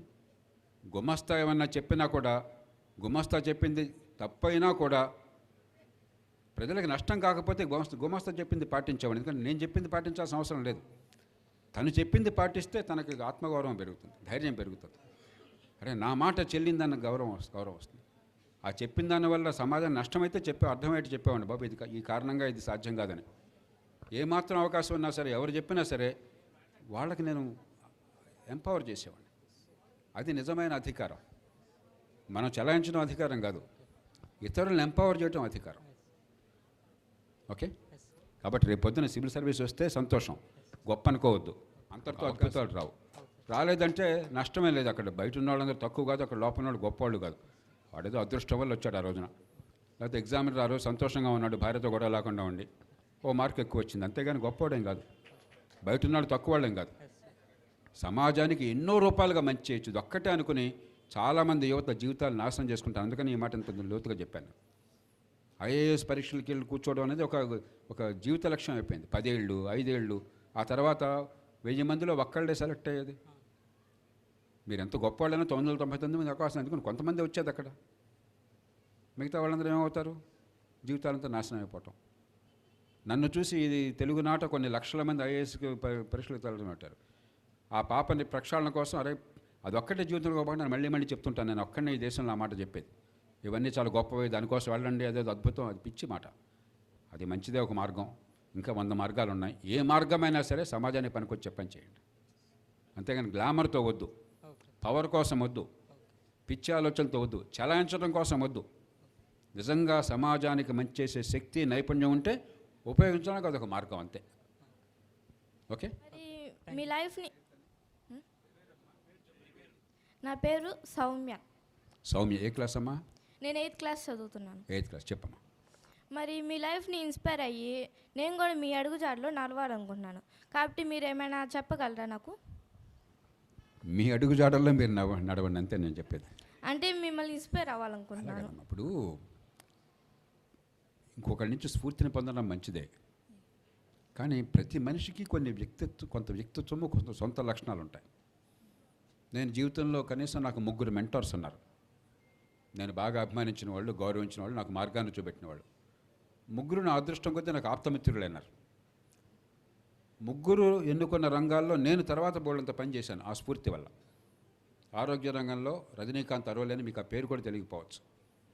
ఎప్పుడో 50-60 ఏళ్ల క్రితం మంచి ఆరోగ్యానికి పునాదులు వేసి మహారాష్ట్రలో జామ్ఖేడ్ అనే ప్రాంతంలో ఆయన భార్య మేబెల్ అరోలి అద్భుతమైన సేవలు అందించారు, ఒక మార్గాన్ని చూపెట్టారు. ఆనాడు నేను కళ్ళగన్నాను, వాళ్ళు చేసింది దేశమంతా అందుతుంది, కనీసం 90% అందుతుందని. అందలే. ఆ స్ఫూర్తితో జాతీయ ఆరోగ్య మిషన్కి నేను శ్రీకారం చుట్టాను ఈ దేశంలో. నేషనల్ హెల్త్ మిషన్ నా వల్ల వచ్చింది, అరోలి గారి స్ఫూర్తితో. మరొక ఆయన శరత్ జోషి, మన వ్యవసాయ రంగంలో స్వతంత్రానంతరం అంత లోతైన ఆలోచన చేసి మనసు పెట్టిన మనిషి ఇంకొకటి లేడు. ఆయన నాకు అత్యంత ఒక గురుస్థానంలో ఉన్నాడు, ఆప్తమిత్రుడైన. ఆయన స్ఫూర్తితో ఈ దేశంలో ఆహార ధాన్యాల వాణిజ్యంలో ఈ సరిహద్దులు లేకుండా చేశాం. రాష్ట్రాల మధ్య ఇంకో చోట ఈ ఆంక్షలన్నీ తొలగించి ఏర్పాటు చేశాం. విదేశాలకి ఆహార ధాన్యాల ఎగుమతిలో ఉన్న ఆంక్షలు తొలగించే ఏర్పాటు నేను చేశాను. అందుకనే అప్పటి నుంచి ఇప్పటిదాకా భారతదేశం ప్రపంచంలో #1 ఎక్స్పోర్టర్ రైస్లో. ఆంధ్రప్రదేశ్ దానిలో #1 ఉంది. ఇట్లా ఎన్నో రకాల మార్పులు వ్యవసాయ రంగంలో కొంతమేరకు నేను తీసుకొచ్చాను ఆ స్ఫూర్తి వల్ల. మరొక ఆయన నన్ను బాగా ప్రభావితం చేసింది వర్గీస్ కురియన్. ఆ పేరు మీరు వినుంటారు. మన అమూల్, మనకి పాల విప్లవం, క్షీర విప్లవానికి పితామహుడు ఆయన. నన్ను బాగా ప్రభావితం చేసిన మనిషి. మళ్ళీ తర్వాత ఆప్తమిత్రుడైనాడు. ఆయన స్ఫూర్తితో దేశంలో తొలిసారిగా మ్యాక్స్ యాక్ట్ మన ఆంధ్రప్రదేశ్లో వచ్చింది, సహకార సంఘాలను విముక్తి చేస్తూ. దాన్ని తీసుకురావడంలో కారకున్నాను. అదే స్ఫూర్తితో జాతీయ స్థాయిలో 97వ రాజ్యాంగ సవరణ, అంటే సహకార సంఘాల మీద ప్రభుత్వం బోడపెత్తనం లేకుండా వాటి స్వయం ప్రతిపత్తి వచ్చేట్టుగా రాజ్యాంగంలోనే ఏర్పాటు చేశాం. అది తీసుకురావడంలో నేను ప్రధాన పాత్ర వహించాను. కాబట్టి స్ఫూర్తి ఉండడం తప్పు కాదు, అది అర్థం చేసుకుని మరింతగా ఈ సమాజాన్ని ముందుకు తెచ్చే ప్రయత్నం చేయాలి మనదైన రీతిలో, మనకున్న ప్రతిభ నైపుణ్యంతో, దూరదృష్టితో. అంతేగాని వాళ్ళు గొప్పవాళ్ళు, వాళ్ళ ఫోటో పెట్టుకున్నాను, వాళ్ళని ఆరాధిస్తున్నాను అంటే వాళ్ళ ఫోటో నా దగ్గర ఒక్కటి కూడా లేదు. నా ఇంట్లో ఒక్క ఫోటో ఉండదు వాళ్ళది. వాళ్ళతో నేను ఎంచుకున్న ఫోటో కూడా ఒక్కటి కూడా ఉండకపోవచ్చు. ఎందుకంటే ఆప్తమిత్రులే నేను ఎప్పుడు ఫోటోల కోసం అడగల. నేను ఏనాడు ప్రధానమంత్రి దగ్గర ఫోటో అడగలేదు, ముఖ్యమంత్రి దగ్గర ఫోటో అడగలేదు, లేకపోతే వర్గీస్ కురియన్ దగ్గర అడగలేదు. నాకు I don't care, it's not necessary at all. నిజమైన స్ఫూర్తి అంటే ఆ భావజాలం మనల్ని ప్రభావితం చేయాలి, దాన్ని మనం ముందుకు తీసుకెళ్ళాలి, దానివల్ల సమాజానికి ఫలితాలు వచ్చేట్టు చేయాలి. ఆ స్ఫూర్తి ఉంటే సంతోషం. వ్యక్తిగా ఎవ్వరు గొప్పవాడుగా, అందరికీ 2 చేతులు ఉన్నాయి, 2 కాళ్ళే ఉన్నాయి, అందరూ నిద్రపోవాలి, అందరూ నిద్రలేవాలి, అందరూ కాలకృత్యాలు కావాలి, అందరికీ ఒంట్లో బాధలు ఉంటాయి, అందరికీ కష్టాలు ఉంటాయి. ఎవరో గొప్పవాళ్ళు కాదు, అందరూ మనుషులే. కానీ ఆ భావాలు మన ప్రేరేపితం చేస్తే భవిష్యత్ తరాలకు మనం కనుక మార్గం చూపెట్టగలిగితే అది ధన్యమైన జీవితం. సరేనా? గర్ల్స్కి మీరు ఇచ్చే సజెషన్ ఏంటి సార్? అమ్మగారు చాలా అగ్రస్థానంలో ఉంటారు. కానీ ఆ రోజుల్లో మా అమ్మగారు పెరిగిన ఊళ్ళో నేను కూడా చదువుకున్నాను. 8వ తరగతి దాకానే స్కూల్ ఉండేది ఊళ్ళో. అందుకని మా తాతగారు మన ఆడపిల్ల చదువు కోసం వేరే ఊరికి వెళ్ళటమా నో అని 8వ తరగతి ఆపించాడు. ఈవేళ అలాగే నేను మెడిసిన్లో చేరినప్పుడు డాక్టర్ గారు కానీ నేను కానీ వెళ్ళినప్పుడు, మరి వారి కాలేజీలో ఎట్లా ఉందో నాకు తెలియదు, 30% మహిళల రిజర్వేషన్ ఉండేది ఎంబీబీఎస్లో. రిజర్వేషన్ లేకుండా కొందరు వచ్చేవాళ్ళు, కానీ చాలామంది మహిళలు మా క్లాస్మేట్ల వాళ్ళు బహుశా 30% వాళ్ళు వచ్చారు. ఇవాళ ఆడపిల్లలు 65% మెడికల్ కాలేజీలో చేరుతున్నారు. మగపిల్లలకు రిజర్వేషన్ కావాలి. ఇప్పుడు ఏ కాలేజీకి యూనివర్సిటీకి వెళ్ళినా కూడా 190 యూనివర్సిటీల్లో కాలేజీల్లో ఫస్ట్ ర్యాంకులు మెడల్స్ ఆడపిల్లలకు వస్తున్నాయి. మధ్యతరగతి వర్గాలు ఆ రోజుల్లో ఆడపిల్లలకు చదువు ఎందుకు అనుకునేవాళ్ళు. ఇప్పుడు ఆడపిల్లలకు చదువు చాలా ముఖ్యమైన అర్థమై చదివిస్తున్నారు. మగపిల్లాన్ని కంటం కోసం 4 ఆడపిల్లలు పుట్టాక 5వ మగపిల్లాడి కోసం ఎదురు చేసేవాళ్ళు. చాలామంది ఒక్క ఆడపిల్లతో పిల్లలు చాలనుకుంటున్నారు ఇప్పుడు. కాబట్టి కొంతమేరకు మారింది. I'm very happy about that. అన్నీ చెడుగా లేవు, సమాజంలో కొన్ని మంచి ధోరణులు వస్తున్నాయి, కానీ ఇంకా పూర్తిగా మారలా. ఎందుకంటే చదువు ఉన్నా కూడా ఆడపిల్లలకి చదువు తర్వాత కొద్దిమందికి అలంకారప్రాయమైంది, కానీ చదువుని రాణించే ఏర్పాటు చేయటంలా, వృత్తిలో కానీ, వ్యాపారంలో కానీ, జీవితంలో, ఉద్యోగంలో కానీ. ఇంకెప్పటికి కూడా ఆడపిల్ల చాలే అన్న పరిస్థితి ఉన్నది. అలాగే మగ మహారాజులకి ఏమైంది, ఆడపిల్లల్ని బాగా పెంచుతున్నాం శ్రద్ధతో, జాగ్రత్తతో. మగపిల్లల్ని జులాయిగా పెంచుతున్నాం, మీరేం అనుకోవద్దు, మన తప్పది. ఆడపిల్ల లేచి కంచం గడుగుతుంటే ఆడపిల్ల బాధ్యత అనుకుంటున్నాం, మగపిల్ల అడుచుకొని నీకెందుకున్నా అంటున్నాం. వాడేమనుకుంటున్నాడు, ఆడపిల్ల నాకంటే ఎక్కువ చదువుకున్నా, నాకంటే తెలివితేటలున్నా, నాకు లోబడి ఉండాలనుకుంటున్నాడు వాడు.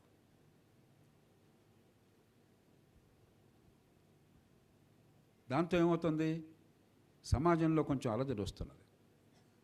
అలాగే పేద కుటుంబాల్లో ఇప్పటికి కూడా ఆడపిల్ల చదువు పట్ల అంత లక్ష్యం లేదు. అందుకని మీరు గమనిస్తే జాగ్రత్తగా, పేద కుటుంబాల్లో చాలా చోట్ల మగపిల్లాడైతే పైసల బడి, ప్రైవేట్ స్కూలు, ఆడపిల్ల అయితే సర్కారు బడి, ఫ్రీ కాబట్టి. సర్కారు బడి మంచిదా, పైసల బడి మంచిదా అని కాదు, వాడి ఉద్దేశంలో పైసల బడి మంచిది, పైసలు బట్టి మగపిల్లవాడి కోసం. ఆడపిల్ల ఖర్చు ఎందుకు? అంటే సమాజంలో అన్ని వర్గాలకి ఇంకా పాకలా ఇది, ఖచ్చితంగా పాకుతుంది. దాన్ని మనం పెంచాలి. రెండోది ఏమవుతుంది, ఒకప్పుడు ఇంటి పట్టుకు పరిమితమైనటువంటి ఆడపిల్లలు విద్య, వృత్తి, నైపుణ్యం, ఉపాధి, వ్యాపారం దీనిలోకి వచ్చేటప్పుడు సహజంగా సమాజంలోకి రావాల్సి వస్తుంది. కానీ ఆడపిల్లలకి ఆ గౌరవాన్ని ఇచ్చి భద్రత కలిగించే సమాజం ఇంకా సృష్టించాలి. ఆడపిల్లగానే కొంచెం చులకనగా చూడడం, వాచాలత, ఈవ్ టీజింగ్, ఈ చెత్త సినిమాల్లో ఆడపిల్లని ఏడిపించడం గొప్ప హీరోయిజంగా చాలామంది కావటం. కాబట్టి చాలా దేశాలతో పోలిస్తే మెరుగైనా కూడా ఇంకా ఆడపిల్లలకి సురక్షితమైన వాతావరణం మన ఆఫీసుల్లో కానీ, మన కాలేజీల్లో కానీ, మన పట్టణాల్లో కానీ ఇంకా లేదు. దానికి సమాజం పూనుకోవాలి. ఆడపిల్లలోనూ ధైర్యం ఉండాలి, ఆత్మరక్షణ స్వభావం ఉండాలి, కొన్ని జాగ్రత్తలు తీసుకోవాలి. కానీ సమాజం మేలుకోవాలి. పెద్ద పొరపాటు, భయంకర నేరం జరిగిన తర్వాత మనం స్పందించడం కాకుండా, చిన్న పొరపాటు, ఆడపిల్ల మీద ఇష్టం వచ్చినట్టు మాట్లాడితే వెంటనే వాడికి చిన్న శిక్షణ పడుతుంది అన్న భయాన్ని కలిగించే ఏర్పాటు కావాలి.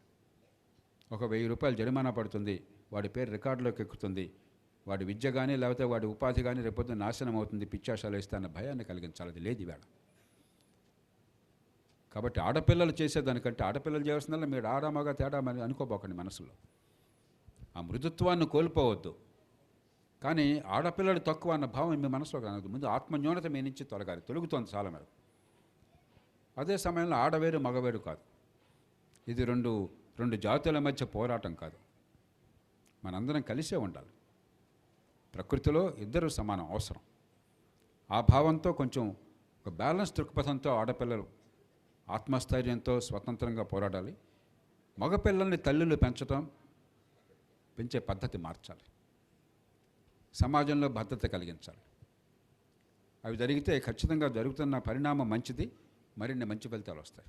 ఇప్పటికి కూడా దేశంలో, ప్రపంచంలో అతి తక్కువ లేబర్ పార్టిసిపేషన్ అంటారు.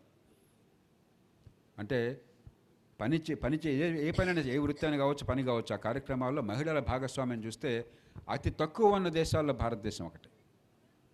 మహిళల భాగస్వామ్యం పనిలో, వృత్తుల్లో గణనీయంగా లేకుండా ఏ దేశం అభివృద్ధి చెందదు. కాబట్టి ఇంకా కొన్ని మార్పులు రావాలి. కానీ కొన్ని గట్టి మార్పులు వచ్చినాయి, వస్తున్నాయి. సరేనా? Thank you sir. చదువుతున్నాను. జడ్పీహెచ్ఎస్ మేదరమెట్ల స్కూల్ నుంచి వచ్చాను. మా క్లాస్లో ఏదంటే చదువుని బట్టి చదివే వాళ్ళు చాలామంది ఉన్నారు. వాళ్ళకి మీరు ఏం చెప్పాలనుకుంటున్నారనేది నేను వినాలనుకుంటున్నాను.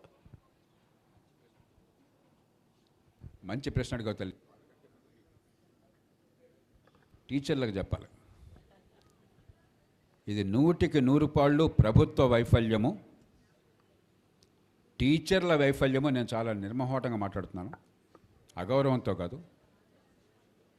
సమాజం అజ్ఞానము, వైఫల్యం కంటే అజ్ఞానం. తల్లిదండ్రులకు ఏం కావాలి? వాళ్ళకి అర్థమైంది మార్కులు, ర్యాంకులు. కాబట్టి భవ్యశ్రీకి ఎంత తెలివితేటలున్నా, ఎంత ప్రతిభ వికసించినా అది అర్థం కాదు. నీకు మార్కులను వచ్చినా నీ ర్యాంక్ అంతా. నాకు 70% వచ్చిన డాడీ, ర్యాంక్ అంత బాగా రాలేదంటే నువ్వు పనికిరానట్లు అనుకుంటున్నారు వాళ్ళు. అజ్ఞానం అది. పిల్లలు బాగుపడాలన్న కోరిక, బాగుపడడం ఏంటో తెలియనటువంటి అజ్ఞానం. సరైన మార్గాన్ని చూపేటువంటి సాహసాన్ని చేయనటువంటి పాఠశాలలు, దానికి సరైనటువంటి ఏర్పాట్లు చేయనటువంటి మూర్ఖమైన ప్రభుత్వాలు.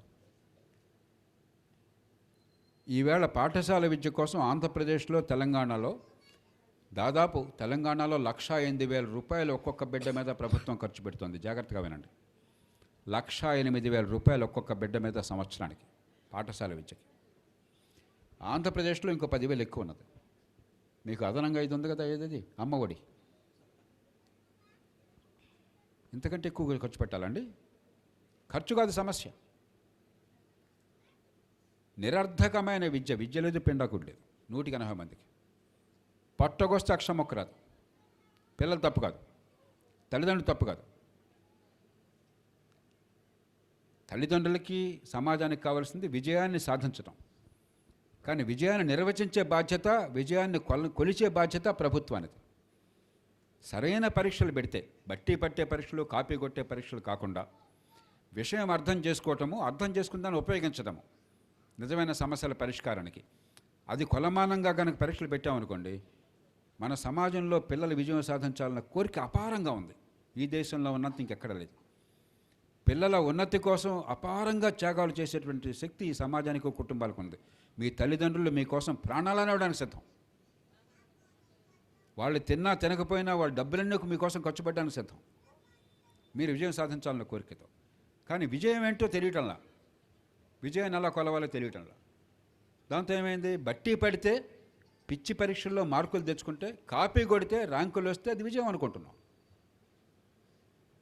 దాన్ని మారిస్తే విద్య అన్నది కేవలం ఒక సర్టిఫికేట్ కోసం కాదు. ఎంత సర్టిఫికేట్ ఉన్నా 4 తీసుకోవడం కూడా పనికిరావు.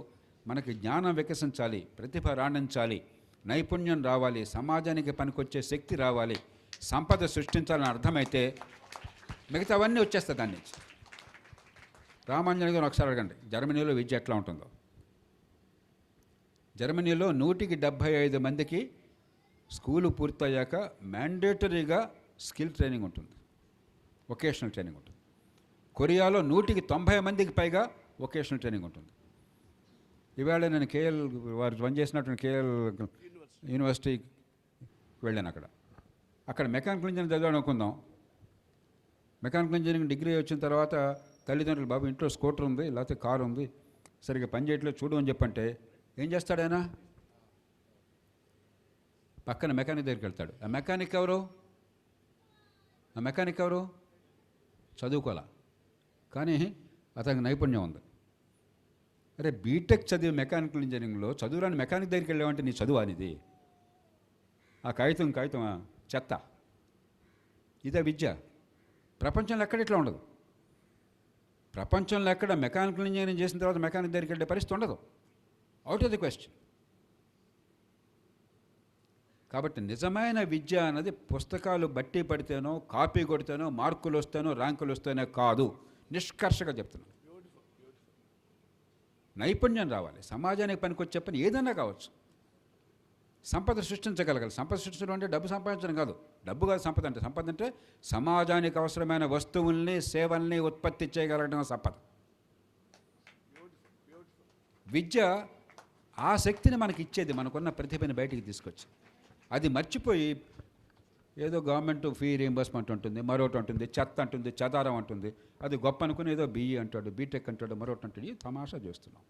బీటెక్ వద్దని అంటలే. అరే పనికి వచ్చేదాకా తయారారా నువ్వు? కాగితం కదరా కావాల్సింది, పనికి రావాలిరా. అదొక్కటి నేర్చుకుంటే, ఇది ఒకటి అర్థమైతే ఎట్లా కొట్లా దీనిలో పరీక్షలో మార్కు వస్తే చాలని కాకుండా విషయం తెలుసుకోవాలి, దాన్ని ఉపయోగించగలగాలి, సమాజానికి పనికొచ్చేవాళ్ళుగా తయారు కావాలి. ఏ రంగమైనా కావచ్చు. అప్పుడు మీకు ఢోకా ఉండదు. పిచ్చి పరీక్షలు, పిచ్చి మార్కులే ప్రమాణం అనుకుంటే మీరు ఎన్ని డిగ్రీలు పొందినా మీ వల్ల ప్రయోజనం ఉండదు. మీ తల్లిదండ్రులకు అర్థం కావాలి, మీ తప్పు కాదు. అది విద్యా సంస్థలకు అర్థం కావాలి, ప్రభుత్వాలకు ముఖ్యంగా అర్థం కావాలి. ఒళ్ళు వంచి ఆ పనికి వెళ్ళాలి. కానీ ఆ పని చేయడంలో ఎంత ప్రయత్నం చేసినా కూడా మీ దగ్గర నుంచి కూడా గొంతు కలపాలి. సరేనా భవ్యశ్రీ?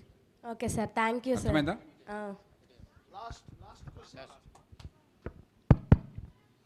సార్, డెమోక్రసీ గురించి ఒకటి అడుగుతాను.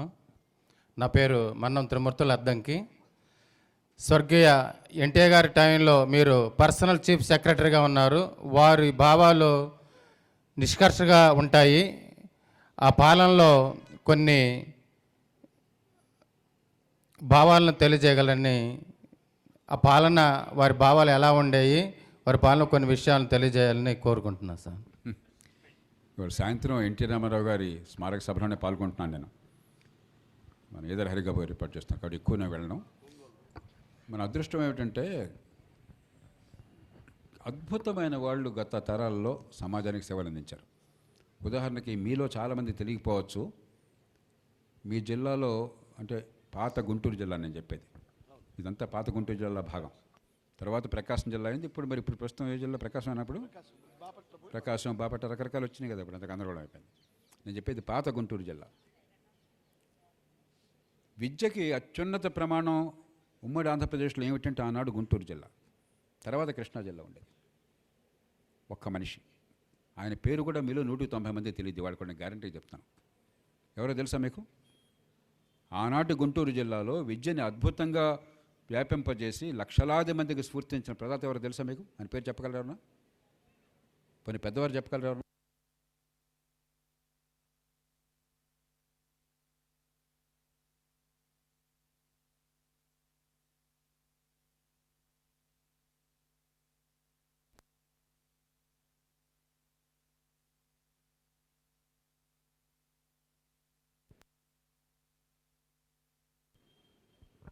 పావులూరి కృష్ణయ్య చౌదరి గారు, పావులూరి వెంకట కృష్ణయ్య చౌదరి గారు, పివి కృష్ణయ్య చౌదరి గారు 1941-42 మధ్య ఆయన జిల్లా బోర్డు అధ్యక్షులుగా చేశారు. మీరు ఎవరికి తెలియదు ఆ సంగతి.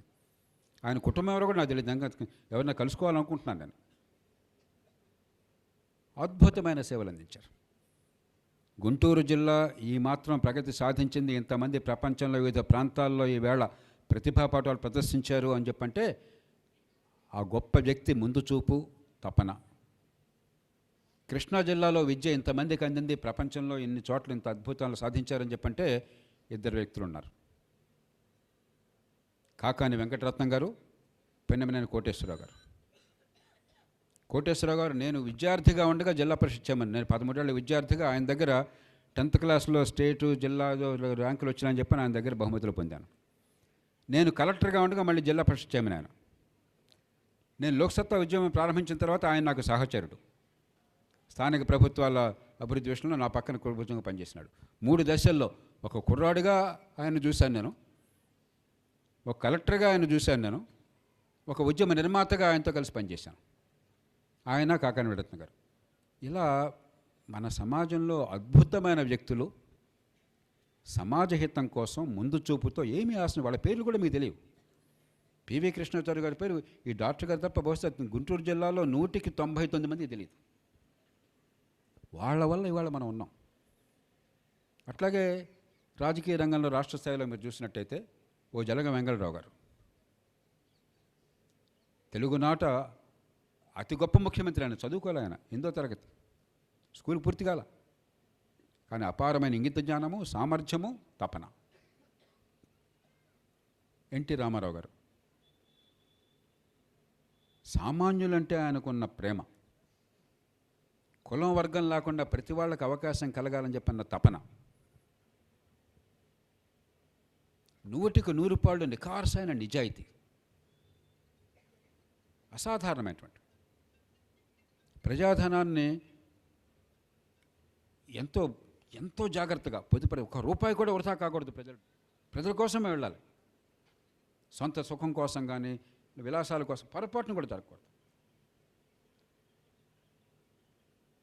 నిర్భీతి. ఇట్లా మన అదృష్టం కొద్దీ ఈ సమాజంలో మనకి ఎన్ని లోపాలున్నా కూడా గొప్ప మనుషులు మన జిల్లాలో, మన రాష్ట్రంలో, మన దేశంలో నిజమైన స్ఫూర్తినిచ్చారు, పునాదులు కట్టారు. దాని నుంచి స్ఫూర్తిని పొందాలి. ఆ పాప ఎవరు అడగబోయింది, ఇందాక ఎవరు అడగబోయారు, ఇంకొకళ్ళు, ఒక చిన్న స్కూల్ పిల్లవరు. చాలా లోపాలు ఉన్నాయి. బహుశా నా అంత గట్టిగా లోపాలను ఎత్తి చూపిన వాళ్ళు గత 30 ఏళ్లలో దేశంలో మరొకళ్ళు లేరు. నిర్మోహమాటంగా, నిర్భయంగా ప్రధానమంత్రుల సమక్షంలో, ప్రధాన న్యాయమూర్తుల సమక్షంలో, అన్ని రకాలుగా ఉన్నత సమక్షంలో ఏ రకమైన జంకు గొంకు లేకుండా చెప్పినవాడిని, మార్పు కోసం పోరాడినవాడిని. కానీ మన ఎన్నికల సమస్య ఎన్నికల నిర్వహణలో కాదు. జాగ్రత్తగా అర్థం చేసుకోండి. ఎన్నికల నిర్వహణ చాలా పరిమితమైన కార్యక్రమం. బలమైన పోటీ కోసం నిజమైన రాజకీయ స్వేచ్ఛలు, ఓటర్ల జాబితా తయారీ, ఆ ఓట్లు స్వచ్ఛందంగా, స్వేచ్ఛగా, నిజాయితీగా వేసుకునే ఏర్పాటు, వచ్చిన ఓట్లని నిజాయితీగా లెక్కించే పద్ధతులు, నెగ్గిన వాళ్ళు నిర్ణయించే ఏర్పాటు, నెగ్గిన వాళ్ళు అధికారాన్ని శాంతియుతంగా చేపట్టే మార్గం. ఇది ఎన్నికల ప్రక్రియ. ప్రజాస్వామ్యం ఇంకా చాలా ఉంది. మన దేశంలో ప్రజాస్వామ్యంలో చాలా లోపాలు ఉన్నాయి, కానీ లోపం ఉంది ఎన్నికల ప్రక్రియలో కాదు. మనం కన్ఫ్యూజ్ అవుతున్నాం. ఎన్నికల్లో పోటీ చేసేవాడు ఆ పార్టీ కానీ ఈ పార్టీ కానీ వీళ్ళే. మీ జిల్లా తీసుకోండి. అరే ఏనాడు ఎవడు ఏ పార్టీలో ఉన్నాడు? ఫ్రాంక్గా మాట్లాడుకుందాం. చాలామంది నాకు తెలిసిన వాళ్ళు ఎక్కడ ఎయిర్పోర్ట్లో మరో కల్పిస్తే నేను అడుగుతుంటాను, ఏమంటే ఇప్పుడు ఏ పార్టీలు ఉన్నారు? వాళ్ళు చాలా సిగ్గుపడుతూ చెప్తారు. అప్పటిదాకా భయంకరంగా తిట్టిన పార్టీ వాళ్ళు ఇంకా వేరే పార్టీలు ఉన్నారు. వాడికి నాకే గుర్తుండదు ఏం పార్టీ. మనం దీనికి వచ్చి పెద్ద గొప్ప అనుకుంటున్నాం, వీడు గెలిచాడు it's non sensical.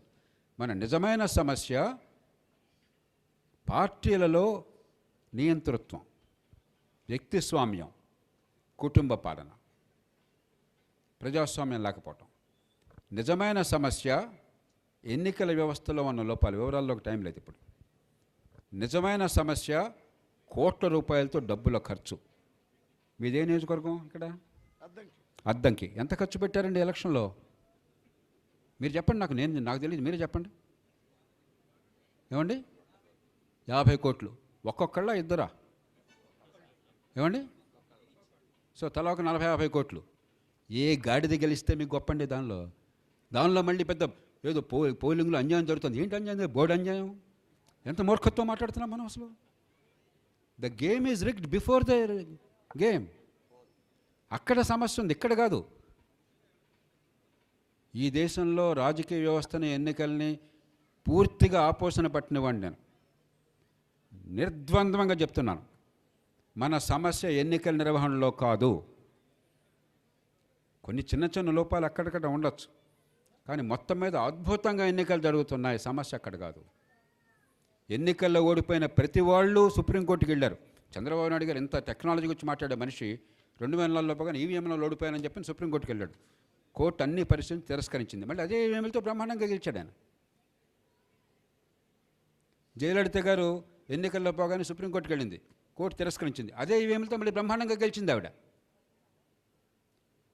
Captain Amarender Singh Punjab ముఖ్యమంత్రి ఎన్నికల్లో ఓడిపోయి సుప్రీంకోర్టుకి వెళ్ళాడు ఈవీఎంలని చెప్పని, కోర్టు తిరస్కరించింది. మళ్ళీ అదే ఈవీఎంలతో బ్రహ్మాండంగా గెలిచాడు. ఏం మాట్లాడుతున్నాం మనం? మీరు ఓడిపోతే ఈవీఎంలు నాశనమా, గెలిస్తే ఈవీఎంలు అద్భుతంగా ఉన్నాయా? ఏం మాట్లాడుతున్నాం? What rubbish is this? Absolute unadulterated rubbish. ఎన్నికల జాబితాలో తప్పులు లేవో ఉన్నాయి. దాన్ని మొత్తం మీద బయట పెట్టినవాడిని నేను. 1999లో 12% దాదాపుగా గ్రామాల్లో పొరపాట్లు ఉన్నాయి ఓటర్ల లిస్టులో. అంటే ఉండవలసిన పేరు లేకపోవటం, చనిపోయిన వాళ్ళు, ఆ ఊరి నుంచి వెళ్ళిపోయిన వాళ్ళ పేర్లు ఉండటం కలిపి. పట్టణాల్లో 45% తప్పులు ఉన్నాయి.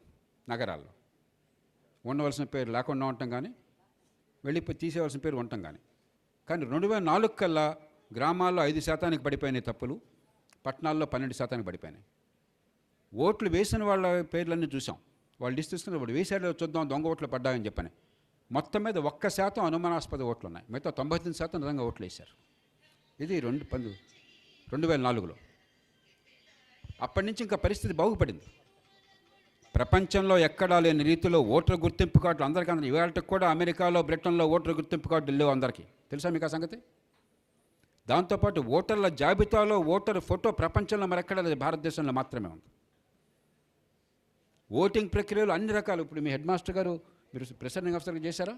ఆయన అడగండి, వాళ్ళేగా చేసేది. వీళ్ళందరూ రహస్యాన్ని కాపాడలేరుగా, వీళ్ళందరూ మీకు రహస్యాన్ని కాపాడలేరు కదా. అడగండి వారిని ఏం జరుగుతుందో పోలింగ్ బూత్లో. ఇవన్నీ పిచ్చి ప్రేలాపనలు. నిజమైన సమస్య ఓట్లకి డబ్బులు ఖర్చు పెట్టడం, ప్రజల్ని ప్రలోభాలకు గురి చేయటం. నిజమైన సమస్య భవిష్యత్తు మీద దృష్టి పెట్టకుండా తాత్కాలికమైన తాయిలాలు చూపెట్టి ఓట్లు వేయించుకోవటం, సమాజాన్ని, ఖజానాన్ని గొల్ల చేసి రేపొద్దున పిల్లల భవిష్యత్తు నరకం చేయటం. ఎందుకంటే ఈవేళ మన అవసరం కోసం రేపటి భవిష్యత్తును తాకట్టు పెట్టామంటే వాళ్ళ నుంచి దోచుకుంటున్నాం. నిజమైన సమస్య కులం పేరుతో, వర్గం పేరుతో, మతం పేరుతో సమాజాన్ని చీల్చడం ఎన్నికల కోసం. అంతేగా నిజమైన సమస్య పోలింగ్ బూతుల్లో లేదు. ఇంత నిష్కర్షగా చెప్తున్నానంటే అబద్ధాలు అలవోకగా ప్రచారం అవుతున్నాయి. కొంత తెలియక, దురుద్దేశం కూడా కాకపోవచ్చు, అజ్ఞానం కొద్దీ, కొంత కావాలని ద్వేషపూరితంగా. వ్యవస్థను బాగు చేయాలంటే సమస్య అర్థం కావాలి. సమస్య ఒకటైతే పరిష్కారం ఇంకొకటి అడిగితే పరిష్కారం రాదు. వారిని అడగండి. సంస్కృతంలో ఒక సామెత ఉన్నది, పృష్ఠతాళనా దంతపంగ అని. పృష్ఠతాళనా దంతపంగ. ఒకటికి ఎవడో పంటి నొప్పి అని చెప్పి అట్ట వచ్చాడు. ఎవడో పనికిమాలిన డాక్టర్ ఎవడో నువ్వు వెనక్కి తిరిగి నుంచోరా అన్నాడు. నుంచున్నాడు. వీపు మీద చాచి తన్నట్ట. పన్ను నొప్పి తగ్గుతుందట. వెనకాల వీపు మీద తంతే. సమస్య ఎక్కడుందో అక్కడ మంది ఎరా గాడిద. సమస్య ఒకటి పెట్టుకుని మరో దాని గురించి మాట్లాడి డ్రామాలు ఆడితే అట్లాగా. మళ్ళీ చెప్తున్నా, భారతదేశంలో ఎన్నికల ప్రక్రియలో కాదు సమస్య. కొన్ని చిన్న చిన్న పొరపాట్లు దొరుకుతాయి. 100 కోట్ల ఓటర్లు ఉన్నప్పుడు పొరపాట్లు దొరకకుండా ఏ వ్యవస్థ ఉండదు. కానీ ఉన్నంతలో మంచి ప్రమాణాలు జరుగుతుంది, మరింత పెంచాలి. సమస్య రాజకీయంలో ఉంది, సమస్య పోలింగ్ బూత్ వెనకాల ఉన్నది, సమస్య పరిపాలన నడిచే తీరులో ఉన్నది. దాని మీద దృష్టి పెట్టకుండా ఈ గాడిద గెలిచాడు, ఆ గాడిద గెలిచాడని చెప్పి దృష్టి పెట్టి మన జీవితాలన్నీ నరకం చేసుకుని ఈ మీడియాలో టైం అంతా దానికోసం వేస్ట్ చేసి నిజమైన సమస్యల దృష్టిని మళ్ళిస్తున్నాం. అర్థమైంది కదా? దీనిలో ఇది నిష్కర్షగా చెప్తాను, మీకు నా మీద ఏమన్నా విశ్వాసం ఉంటే, ఈ మనిషి అబద్ధాలు ఆడే మనిషి కాదని నమ్మకం ఉంటే, you take it from me. That is not the problem. But the problem ఉంది లేదా బ్రహ్మాండంగా ఉంది. న్యాయ వ్యవస్థలో ప్రాబ్లం ఉన్నది, పరిపాలన యంత్రాంగంలో ప్రాబ్లం ఉన్నది, ఎన్నికైన వాళ్ళలో ప్రాబ్లం ఉన్నది, చట్టసభల్లో ప్రాబ్లం ఉన్నది, చట్టబద్ధ పాలనలో ప్రాబ్లం ఉన్నది. ఆ నిజమైన సమస్యలకు వెళ్ళండి, అంతేగాని పోలింగ్ బూత్లో మారిస్తే ఇది మారుతుందన్న భ్రమలోకి వెళ్ళబోకండి. అంతకంటే పిచ్చి భ్రమ ఇంకోట్లేదు. Good evening sir, my name is Smiley. I'm studying 10th class from Daival Ravuru. మంచి విద్యార్థికి ఉండవలసిన లక్షణాలు మీ ద్వారా తెలుసుకుందాం అనుకుంటున్నాను సార్. అమ్మా, ఫస్ట్ ఆఫ్ ఆల్ నేను మంచి విద్యార్థిని కాదు. ఆ రోజులు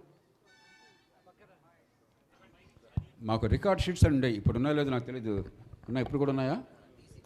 ప్రతి క్లాసు 6వ తరగతి 7వ తరగతి పుస్తకం ఉండేది. అదే పుస్తకంలో 6th క్లాస్లో మీకు క్వార్టర్లీ, హాఫ్ ఇయర్లీ, యాన్యువల్ మార్కులు, ఫైనల్ మార్కులు ఇలా ఉండేవి. తర్వాత మీ స్పోర్ట్స్లో మీరు ఏం చేశారు, మాకు పుస్తకం ఉండేది, రికార్డ్ షీట్ ఉండేది అన్నమాట. 10th క్లాస్ దాకా ఉండేది.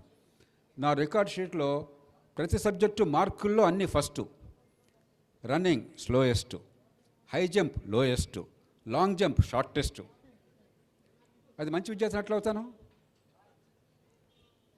కాబట్టి ఒక ఆరోగ్యము, మానసిక స్థితి, అధ్యయనము, పరిజ్ఞానము, అవగాహన, క్రమశిక్షణ అన్నీ కలవాలి. నాలాగా వన్ సైడెడ్గా ఉంటే లాభం లేదు. ప్రపంచానికి పనికిరాం. లోకానికి పనికొచ్చే జ్ఞానం కావాలి, శరీర దారుఢ్యం కావాలి, క్రమశిక్షణ కావాలి, విషయ పరిజ్ఞానం కావాలి, విషయాన్ని ఉపయోగించే శక్తి కావాలి. సమగ్రంగా ఉండాలి. అలా కాకుండా ఊరికే పరీక్షల్లో మార్కు ఈ మధ్యకాలంలో చెప్తున్నట్టు తల్లిదండ్రులు, అమ్మ ఇంగ్లీష్ కోసం టైం వేస్ట్ చేయబాకు, లాంగ్వేజ్ కోసం టైం వేస్ట్ చేయబాకు, నీకు కావాల్సింది ఎంపీసీ లేదా బైపీసీ, ఈ సబ్జెక్టులు చాలు, ఇంకేం వద్దు. ఇంతకంటే పిచ్చి ఆలోచన మరొకటి లేదు. మంచి భాష లేకుండా, మంచి భావ ప్రకటన లేకుండా, మంచి ఆలోచన లేకుండా, మంచి శరీర దారుఢ్యం లేకుండా, మంచి క్రమశిక్షణ లేకుండా, సమాజం గురించి అవగాహన లేకుండా వాళ్ళు విద్యార్థి కాలేరు. మంచి విద్యార్థి కాలేరు, మంచి పౌరుడు కాలేరు, మంచి మనిషి కాలేడు. కాబట్టి సమగ్రమైనటువంటి కనీసం స్కూల్ స్థాయిలో తర్వాత మనం స్పెషలైజ్ చేస్తాం తప్పదు, కానీ సమగ్రమైనటువంటి విద్య కావాలి. శారీరకము, మానసికము, అధ్యయనము. అలాంటి విద్య ఉంటే జీవితంలో మీరు రాణిస్తారు, లేకపోతే బడుద్దాయిలు అయిపోతారు. థ్యాంక్ యూ అమ్మా. ఈరోజు మనం ఏదైతే ఆశించి విధానాల్ని మనకి ఇప్పించారు, చాలా సంతోషం అమ్మా. ఒక కవి ఒక మాట చెప్పాడు, చదివేది ఎల్కేజీ, వీపు మీద 10 kg, చద్దన్నం ప్యాకేజీ, వాటర్ బాటిల్ లీకేజీ, వాడి జీవితం డ్యామేజీ అన్నాడు. అటువంటి చదువులు కాదు, గొప్ప చదువులు కావాలని గురువుగారు చక్కటి సందేశాన్ని ఇచ్చారు. ఆ మార్కుల కోసం, ర్యాంకుల కోసం చదువులు చదవాల్సినటువంటి అవసరం లేదు. చక్కగా మీరు ఏదైతే చదవాలనుకున్నారో ఆ జ్ఞానాన్ని సంపాదించుకుంటే చాలన్నటువంటిది వారు చక్కటి సందేశాన్ని ఇచ్చారు. ఈరోజు ఈనాటి కార్యక్రమానికి మనకి అడిగిన వెంటనే హైదరాబాద్ నుంచి విచ్చేశారు ఉమారావు గారు. వారికి చిరు సత్కారం. రండి సార్. ముందా సార్కి గురుగారు వారికి చిరు సత్కారం.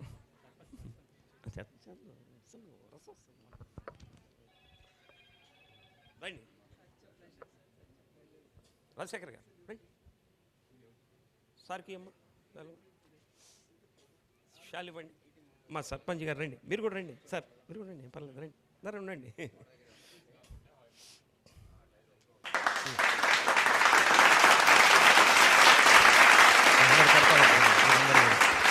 అభినందన ఇవ్వండి.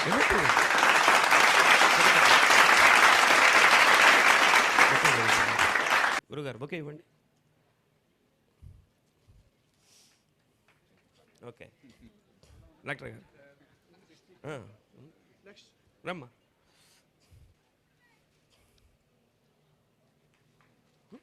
వచ్చే వాళ్ళకి ఈజీగా ఉంటుంది.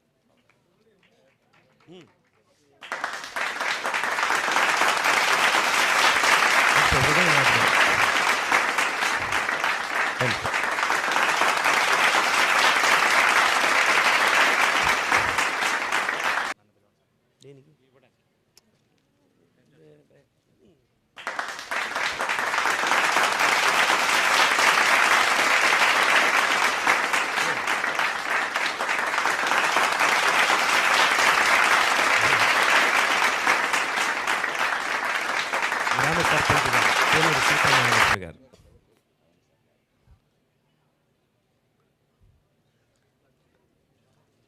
రండమ్మా. మహాలక్ష్మి గారు.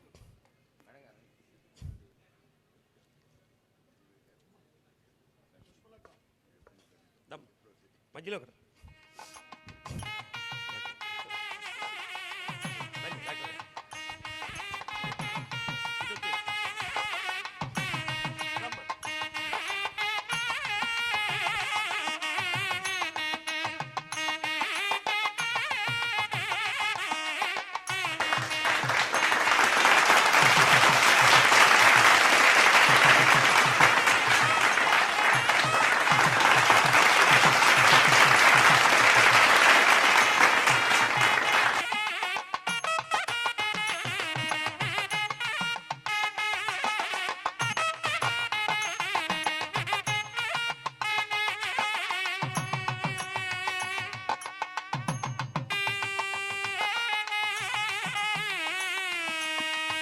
హెచ్ఎం గారు. మా అదిగో మీ పిల్లలు శాలు బొకే.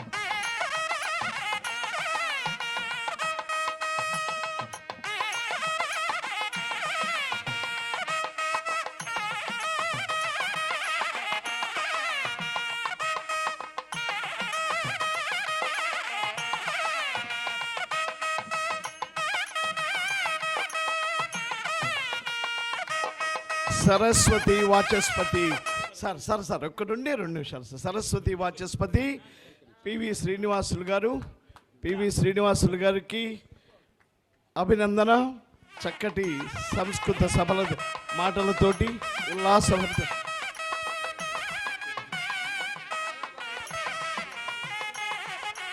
రామాంజలు హరిబాబు గారు ప్లీజ్ కమ్, ఒకసారి రండి, పక్కన నిలబండి.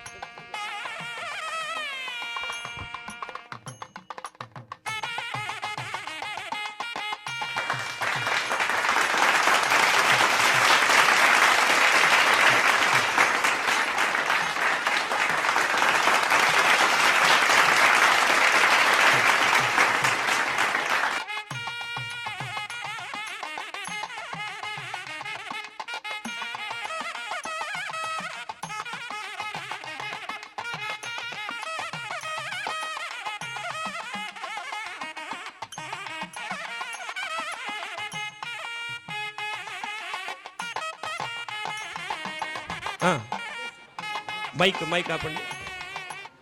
ఈరోజు ఇంత పెద్ద కార్యక్రమానికి శ్రీకారం చుట్టినటువంటి మన రాజశేఖర్ గారికి మనందరి పక్షాన మన జయప్రకాష్ నారాయణ గారు వారిని సత్కరిస్తారు. ఇటువంటి కార్యక్రమాలు ఇంకా మీరు చేయాలని కంకణబద్దులు చేయటానికి, ఈ సత్కారం మిమ్మల్ని కంకణబద్దులు చేయటానికి అంతే సార్. గురువు గారికి కూడా వదిలిపెట్టకూడదని రండమ్మా త్వరగా రండి. ఇవ్వండి సార్కి, ఇవ్వండి. అది మీరు డాక్టర్ గారు.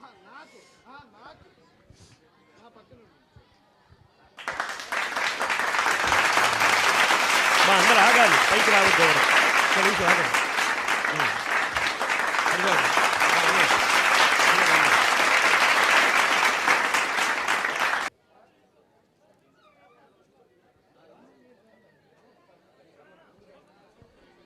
కానీ మా ఒక్క నిమిషం ఆగండి ప్లీజ్, ఏమనుకోవద్దు. కిరణ్ జ్యోతి రీసెర్చ్ ఫౌండేషన్, కిరణ్ జ్యోతి అండి. ఒక్క నిమిషం గురుగారు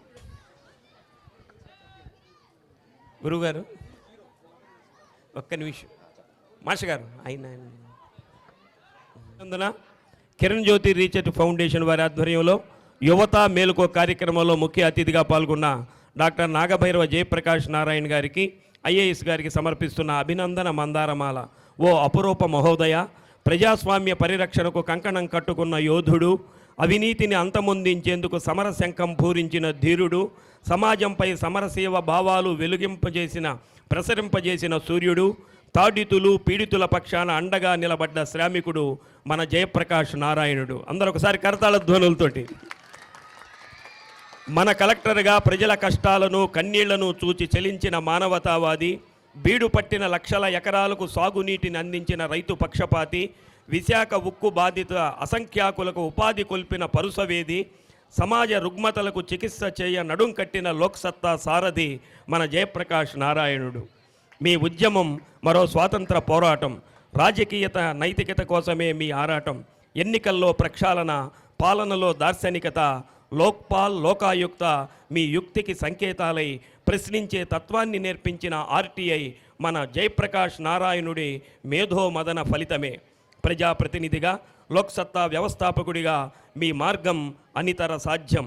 యువతను మేల్కొల్పి సన్మార్గంలో నడిపించి పటిష్ట సమాజ స్థాపనే మీ ధ్యేయంగా నించుకొని కలికాలంలో కూడా కల్మషమెరుగని మేరు నగధీరుడు, ఎంబీబీఎస్ చదివిన అనంతరం సివిల్ సర్వీసెస్ పరీక్షల్లో ఆల్ ఇండియా ఘనమైన ర్యాంకు సాధించి ఉద్యోగోన్నతి పదవులెన్నో అధిరోహించిన మహోన్నతుడు, కృష్ణా జిల్లా గొడవర్రు గ్రామాన శ్రీయుత నాగభైరవ వెంకటేశ్వరరావు శ్రీమతి బాలాంబ దంపతుల ప్రియపుత్రుడిగా జన్మించి గుంటూరు జిల్లాన రాధారాణిని పరిణయమాడి ఉల్లాసకర జీవితాన్ని అనుభవించిన తాను క్రమశిక్షణ నెన్నడు మరువడితడు. అచంచల దీక్షతో, ప్రగాఢమగు చిత్తశుద్ధితో అత్యంత కీలక పదవులను విజయపదాన నడిపి జాతీయ సలహా మండలితో పాటు విజిలెన్స్, పరిపాలనా సంస్కరణ సభ్యునిగా సేవలందించి ప్రస్తుతం ప్రజాస్వామ్య సంస్కరణోద్యమంలో విశేష కృషి సల్పుతున్న మీకు ఆరోగ్యమస్తు, దిగ్విజయమస్తు. సమర్పణ కందెపు రాజశేఖర్, ఫౌండర్ ట్రస్టీ కిరణ్ జ్యోతి రీసెర్చ్ ఫౌండేషన్. ఒకసారి అందరూ గట్టిగా తాళధ్వనులు చేస్తూ వారికి సభక్తిపూర్వకంగా మా రాజశేఖర్ గారు శాలువా రండి పట్టుకోండి సార్, ఇవ్వండి.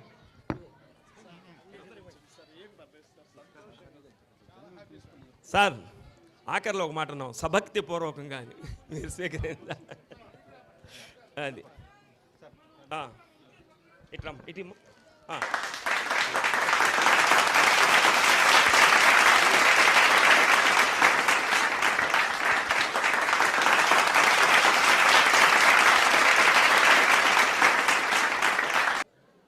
శిరమున మకుటము ఉత్తర హిమగిరి నగమే, మా భారత మాతకు అధమున పదజల హైందవ సాగరమే.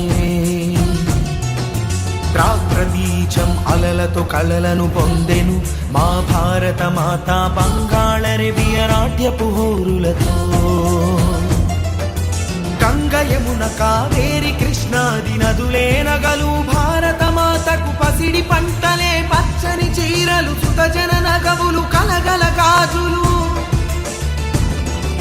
సూర్యోదయమే నుదుటి సింధురము కలిగిన నిండు ముత్తైదువుతను. భరతమాత కన్న బిడ్డలం మే భరత జాతికి వారసులం. ఘనపు చరిత కలిగిన దేశం, జ్ఞానపుడమియే మా దేశం.